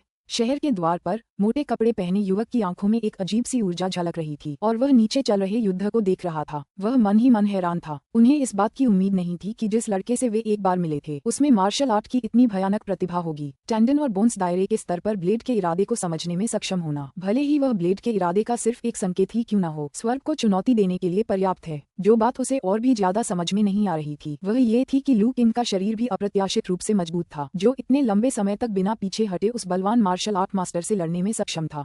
यहाँ तक कि मध्य राज्य के शीर्ष संप्रदायों के सच्चे अनुयायियों को भी इसे हासिल करना मुश्किल लग सकता है। शायद केवल उन कुछ रहस्यमय स्थानों के वंशज ही ऐसे भयावह कृत्य कर सकते थे। भद्दे कपड़े पहने उस युवक ने अपनी नजर बगल में घुमाई। उसने देखा कि वांग कांगई का चेहरा पीला पड़ गया था, उसकी आंखें उदास थीं। पता नहीं वह क्या सोच रहा था। वह सतर्क हो गया, मन ही मन चौकन्ना रहने लगा। वृद्ध चिकित्सक, भाई लू किंग की शक्ति इतनी प्रबल कब हो गई? मागो ने हकलाते हुए पूछा। बैलगाड़ी के पास। वह हमेशा से जानता था कि लू किंग बहुत शक्तिशाली है। उसे साधारण टेंडन्स एंड बोन्स क्षेत्र का प्राणी नहीं माना जा सकता।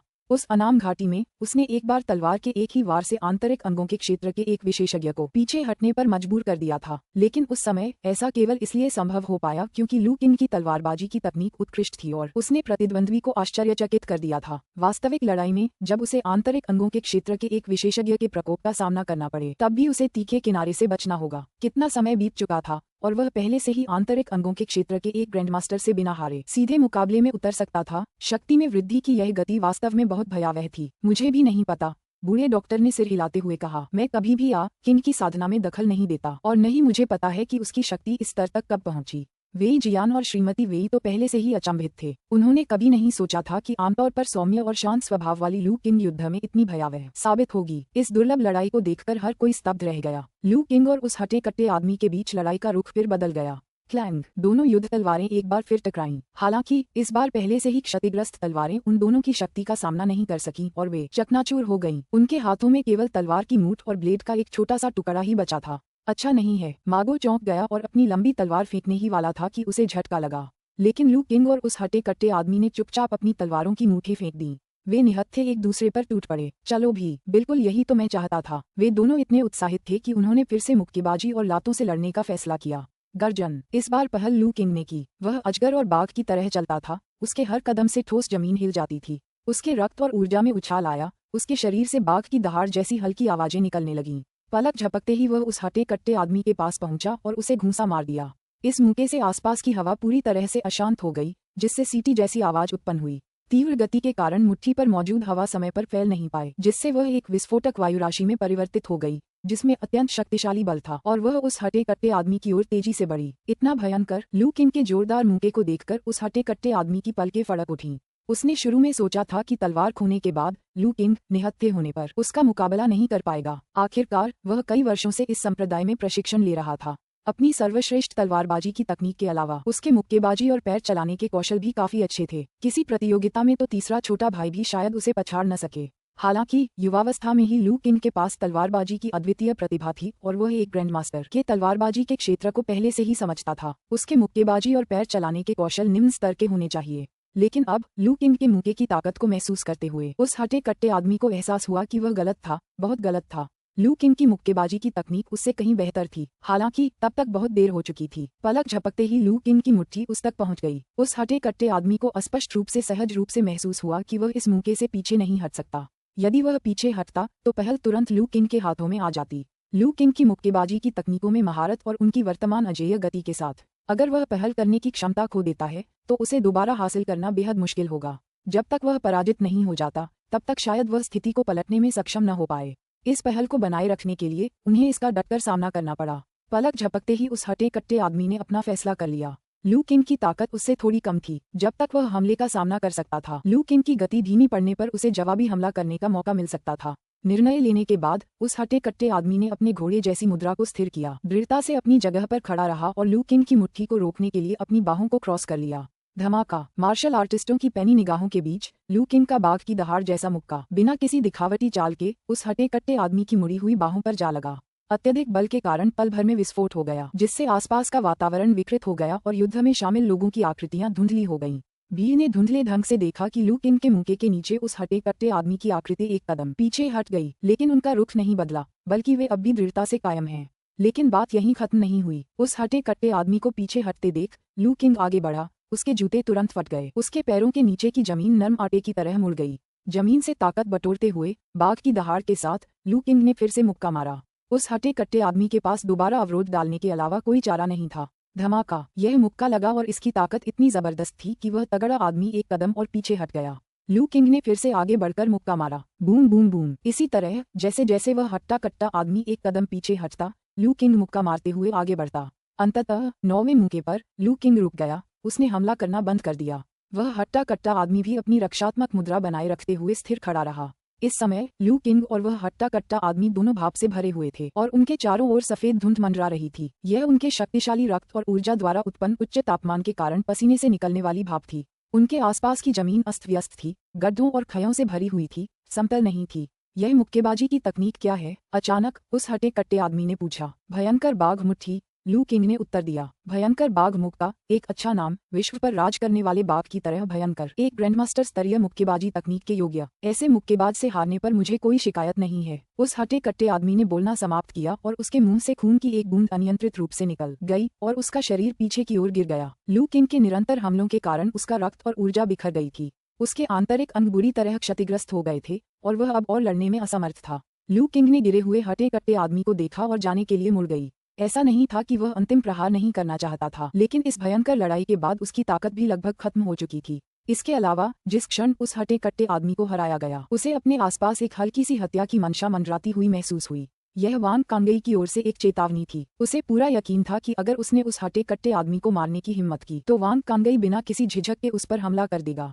उस समय उसे यह नहीं पता था कि वह उस हटे कट्टे आदमी को मार पाएगा या नहीं, लेकिन स्थिति निस्संदेह बेकाबू हो जाएगी। किसी को नहीं पता था कि अपना मानसिक संतुलन खो चुका एक दिव्य गुरु क्या करेगा।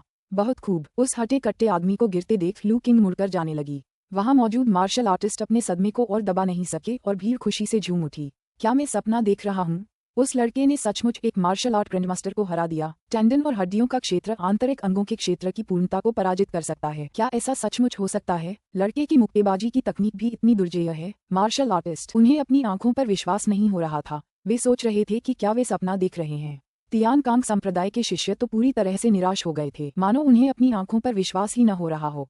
वरिष्ठ भाई, क्या आप खो गए? ये लड़का। शहर की दीवार पर खड़े काउंटी मजिस्ट्रेट ने लू किंग की आकृति को देखा और कुछ कहना चाहा, लेकिन उनका मुंह काफी देर तक कांपता रहा। वे अपने सदमे को व्यक्त करने के लिए शब्द नहीं ढूंढ पा रहे थे। यहाँ तक कि मोटे कपड़े पहने हुए युवक का मुंह भी थोड़ा खुला हुआ था, मानो वह अपना संयम खो रहा हो।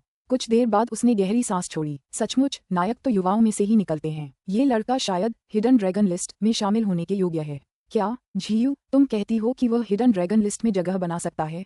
काउंटी मजिस्ट्रेट चौंक गया। क्यों, क्या आपको लगता है कि वह योग्य नहीं है? मोटे कपड़े पहने युवक ने पलटकर जवाब दिया। काउंटी मजिस्ट्रेट ने गिरे हुए हटे कट्टे आदमी को देखा, फिर प्रतिक्रिया दी। वास्तव में टेंडन्स एंड बोन्स रियल्म की साधना के साथ इंटरनल ऑर्गन्स रियल्म के ग्रैंडमास्टर को सीधे मुकाबले में हराना, ऐसा रिकॉर्ड अगर हिडन ड्रैगन लिस्ट में शामिल होने के योग्य नहीं भी है तो एक मजाक होगा। दूसरी ओर वान कांगई, जो पहले से ही उदास थी, उनकी बातचीत सुनकर और भी ज्यादा चिड़चिड़ी हो गई। क्या झीयू, तुम इस व्यक्ति को हिडन ड्रैगन लिस्ट में डालना चाहती हो? वह हिडन ड्रैगन लिस्ट में शामिल हो सकता है या नहीं, ये तय करना मेरा काम नहीं है, लेकिन मैं इस लड़ाई की रिपोर्ट जैसी हुई वैसी ही तियानजी टावर के मुख्यालय को भेजूंगा। लड़का हिडन ड्रैगन लिस्ट में शामिल होने के योग्य है या नहीं, इसका फैसला मुख्यालय करेगा।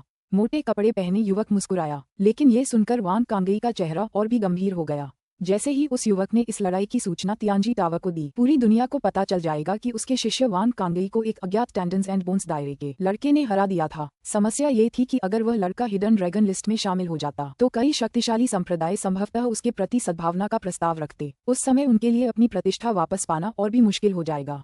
वांग कांगई की हत्या करने की मंशा एक बार फिर जागृत हो गई, लेकिन युवक के शांत चेहरे को देखकर उसने अंततः अपनी भावनाओं को दबा लिया। लेकिन उनके दिल में वेई परिवार के उस खजाने को पाने की इच्छा और भी प्रबल हो गई। अगर वह उस खजाने को हासिल कर सकता है और भविष्य में प्रीसेलेस्टियल स्तर तक पहुंच सकता है तो उसे इस छोटे से तियानजी टावर से डरने और इस अपमान को सहने की क्या जरूरत है।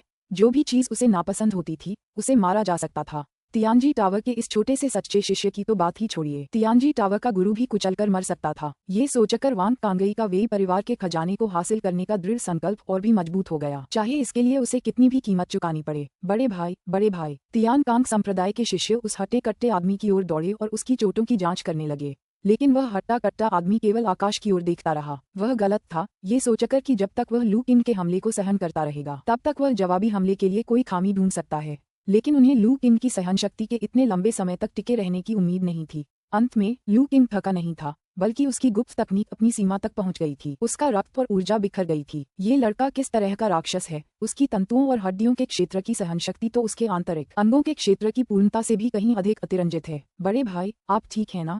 हमें डराओ मत। तियान कांग संप्रदाय का एक शिष्य उस हटे कट्टे आदमी को कोई प्रतिक्रिया न देते हुए देखकर लगभग रोने लगा था।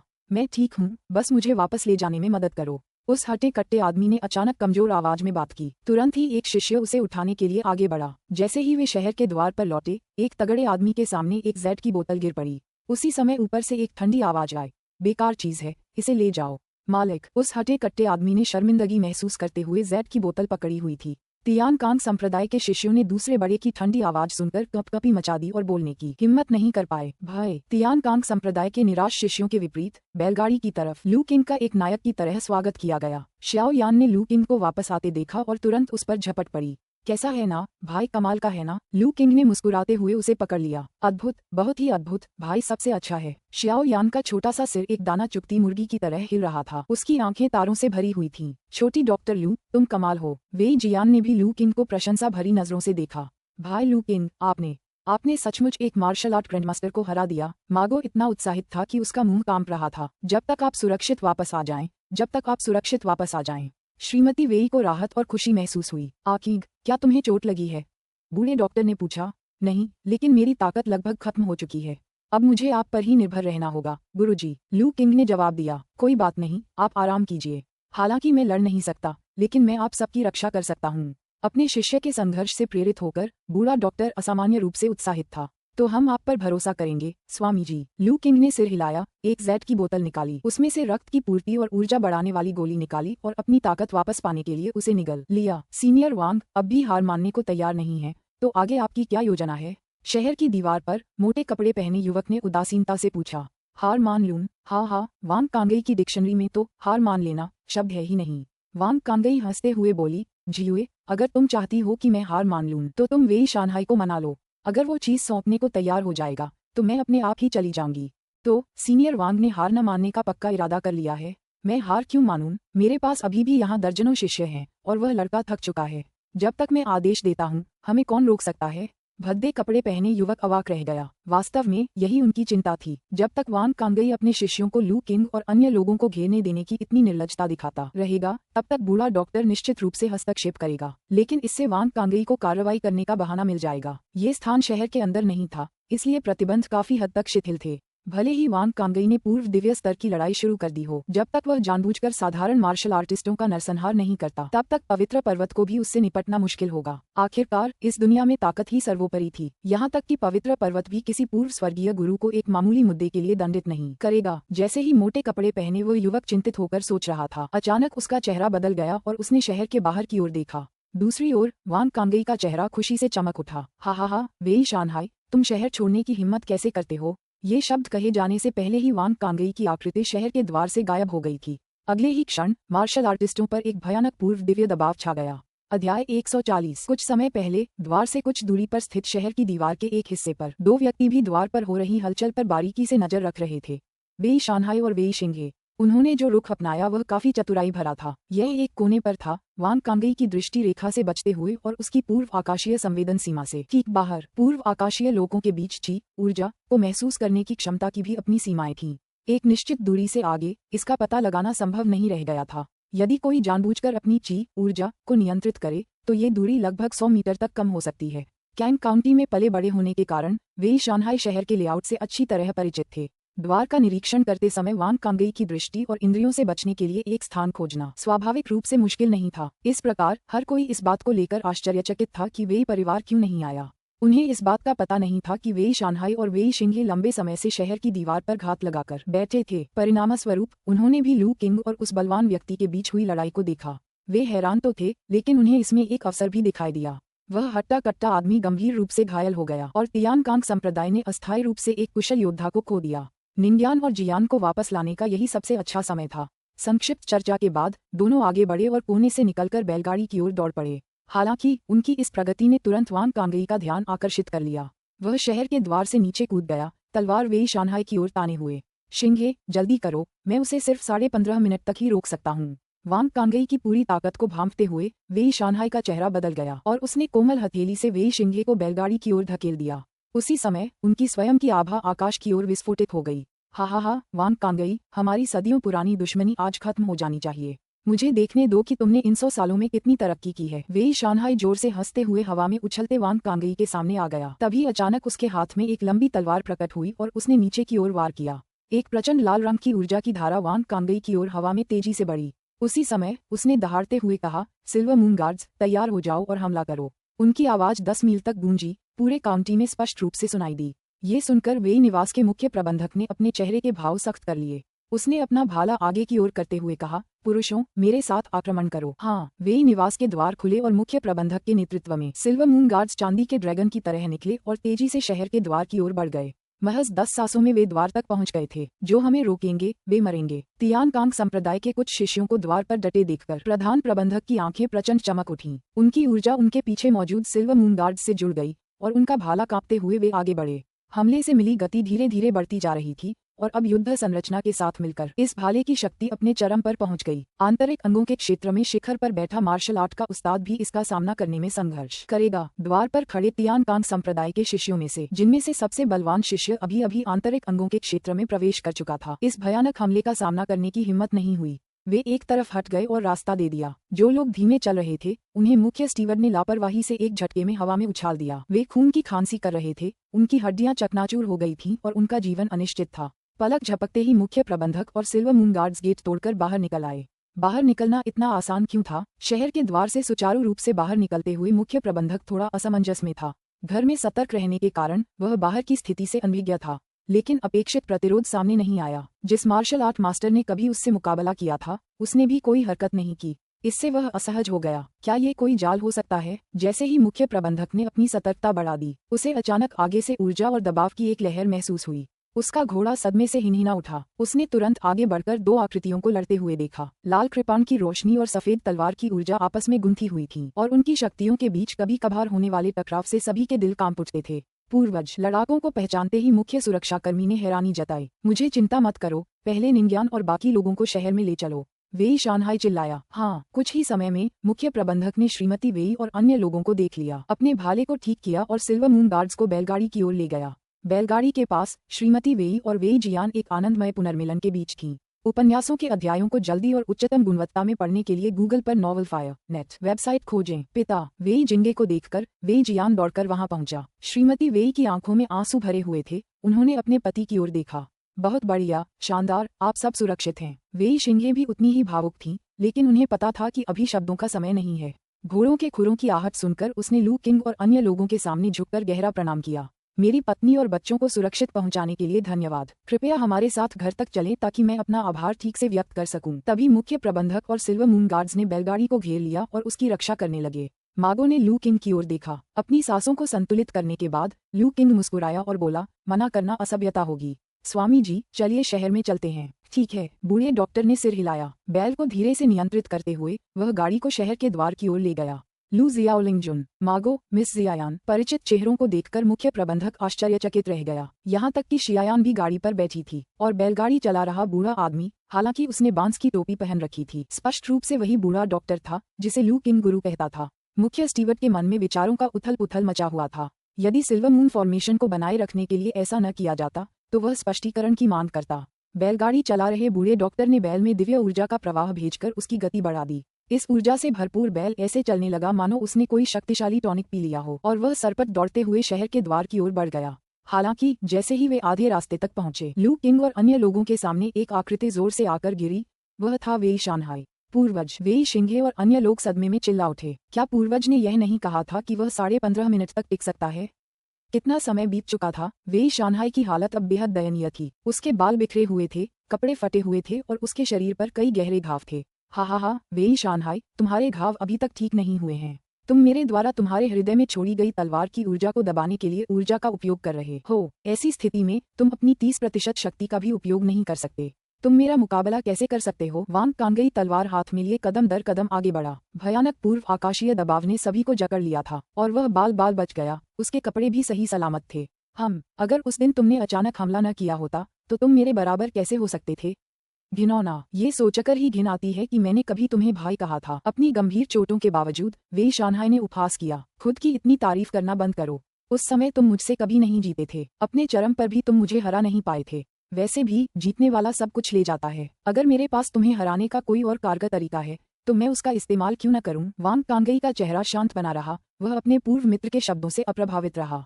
अंत में तुम्हें डर था कि मैंने उस चीज में महारत हासिल कर ली है, इसलिए तुमने घात लगाकर हमला करने की हिम्मत की। यह मेरी गलती है कि मैंने मूर्खतापूर्ण ढंग से यह उम्मीद की कि तुम्हें हमारी पुरानी दोस्ती याद होगी, जबकि तुम कभी नहीं बदले, हमेशा पाखंडी ही रहे। वेई शानहाई ने उपहास किया। बहुत हो गई बातें, क्या आप इसे सौंपेंगे? वांग कांगई अब बहस नहीं करना चाहती थी। उसने ठंडे लहजे में मांग रखी। सपने देखते रहो, तुम्हें ये कभी नहीं मिलेगा। मैं तुम्हें ये देने से बेहतर मरना पसंद करूंगा। तो मैं तुम्हें मार डालूंगा और तुम्हारे वेई परिवार का सफाया कर दूंगा। मैं खुद ढूंढ लूंगा। वांग कांगई की आंखों में निर्ममता आ गई। उसने अपना हाथ उठाया और एक प्रचंड तलवार की ऊर्जा वेई शानहाई की ओर बढ़ी। देखते हैं तुम इससे कैसे बचते हो। वेई शानहाई के पीछे पूरी सिल्वर मून फॉर्मेशन और श्रीमती वेई और अन्य लोग मौजूद थे। अगर वह बच जाता तो तलवार की ऊर्जा उस संरचना को नष्ट कर देती, जिससे अज्ञात संख्या में लोग हताहत हो सकते थे। ये समझते हुए वेई शानहाई ने कड़वी मुस्कान दी। उसके पास कोई विकल्प नहीं था। अपनी ऊर्जा को एकत्रित करते हुए उसने एक लाल तलवारनुमा प्रकाश का निर्माण किया, लेकिन वह जानता था कि यह वांग कांगई की पूरी शक्ति वाली तलवार की ऊर्जा को रोक नहीं सकता। उसने अपने हृदय में तलवार की ऊर्जा को दबा रही ऊर्जा को कृपाण के प्रकाश में प्रवाहित करना शुरू कर दिया। इससे उसके हृदय में मौजूद तलवार की ऊर्जा विस्फोटित हो जाएगी और उसका हृदय नष्ट हो जाएगा। कदापि नहीं। तभी किसी ने वेई शानहाई की पीठ पर हाथ रख दिया। एक सौम्य ऊर्जा प्रवेश कर गई, जिससे उसके हृदय में व्याप्त तलवार ऊर्जा शांत हो गई। उसी समय जल वाष्प घूमने लगी। वेई शानहाई के सामने एक पारदर्शी धारा प्रकट हुई जो सफेद तलवार की ऊर्जा से टकराई। प्रचंड सफेद तलवार की ऊर्जा जलधारा से टकराकर जाल में फंसी मछली की तरह फंस गई और बच निकलने में असमर्थ हो गई। घूमते हुए पानी की तेज लहरों के नीचे तलवार की ऊर्जा बिखर गई और विलीन हो गई। इस अचानक हुए घटनाक्रम ने सभी को चौंका दिया, यहाँ तक कि वांग कांगई के शिष्यों को भी संक्रमण हो गया। बूढ़ा डॉक्टर, श्रीमती वेई और अन्य लोग विस्मय से चिल्ला उठे। बैलगाड़ी पर सवार बूढ़ा डॉक्टर अब वेई शानहाई के पीछे था। एक हाथ वेई शानहाई की पीठ पर, दूसरा हाथ आगे की ओर इशारा कर रहा है। उस जलधारा का निर्माण उसी ने किया था। महोदय, आपके हृदय में चोट लगी है। अपने हृदय पर जोर न डालें। ऊर्जा का उपयोग करो, वरना तुम्हारा हृदय इसे सहन नहीं कर पाएगा। वेई शानहाई की लगभग फटने वाली चोट को स्थिर करने के बाद बूढ़े डॉक्टर ने अपना हाथ हटा लिया और धीरे से बोले, मुझे बचाने के लिए धन्यवाद। वेई शानहाई ने बूढ़े डॉक्टर को हैरानी से देखा। कुछ देर बाद उसने प्रतिक्रिया दी और तुरंत उन्हें धन्यवाद दिया। उनका सदमा अवर्णनीय था। बूढ़े डॉक्टर ने न केवल वांग कांगई की पूरी ताकत वाली तलवार की ऊर्जा को सहजता से बेअसर कर दिया था, लेकिन उसने अपने हृदय में व्याप्त तलवार की ऊर्जा को भी आसानी से दबा दिया था। किसी व्यक्ति को बचाना और दुश्मन का मुकाबला करना। उस क्षण में बूढ़े डॉक्टर ने जिस तरह का रुतबा और व्यवहार प्रदर्शित किया, इससे वेई शानहाई को ऐसा महसूस हुआ जैसे वह किसी पहाड़ की ओर देख रहा हो। फिर भी उसने महसूस किया कि बूढ़े डॉक्टर की ऊर्जा उसकी तुलना में काफी कमजोर थी। अचानक ही वह बूढ़ा डॉक्टर रहस्य में डूबा हुआ प्रतीत होने लगा, मानो उसे समझना असंभव हो गया हो। वांग कांगई को भी ऐसा ही महसूस हुआ। उसे यह उम्मीद नहीं थी कि उसकी लगभग पूरी ताकत वाली तलवार की ऊर्जा को उससे कमजोर व्यक्ति द्वारा बेअसर कर दिया जाएगा, और बूढ़े डॉक्टर पर कोई तनाव के भाव नहीं दिख रहे थे। वांग कांगई का उस बूढ़े डॉक्टर के प्रति भय और भी बढ़ गया। क्या तुम मेरे दुश्मन बनने पर तुले हुए हो? वांग कांगई का चेहरा काला पड़ गया। उसकी आवाज भारी हो गई। मुझे शत्रुता की कोई इच्छा नहीं है। मैं केवल आशा करता हूँ कि आप दया दिखाएंगे और अनावश्यक नरसंहार से बचेंगे। बूढ़े डॉक्टर ने ईमानदारी से बात की। वेई परिवार के साथ मेरी दुश्मनी कभी खत्म नहीं हो सकती। अगर तुम पीछे नहीं हटोगे तो तुम मेरे दुश्मन हो। मैं तुम्हें भी मार डालूंगा। इस बिंदु पर वांग कांगई ने बात नहीं मानी। बूढ़े डॉक्टर को अड़ियल देखकर उसकी जान लेने की इच्छा और भी प्रबल हो गई। उसकी निगाहें ठंडी पड़ गईं, उसकी अलौकिक ऊर्जा तेजी से प्रवाहित होने लगी। उसकी आभा आसमान छूने लगी, जिससे हर कोई दम घुटने लगा। इस भयावह दबाव के तहत वांग कांगई ने अपनी तलवार घुमाई। तलवार की ऊर्जा की एक धारा ने बूढ़े डॉक्टर और वेई शानहाई को अपनी चपेट में ले लिया। इस बार वांग कांगई ने सचमुच अपनी पूरी शक्ति का प्रदर्शन किया।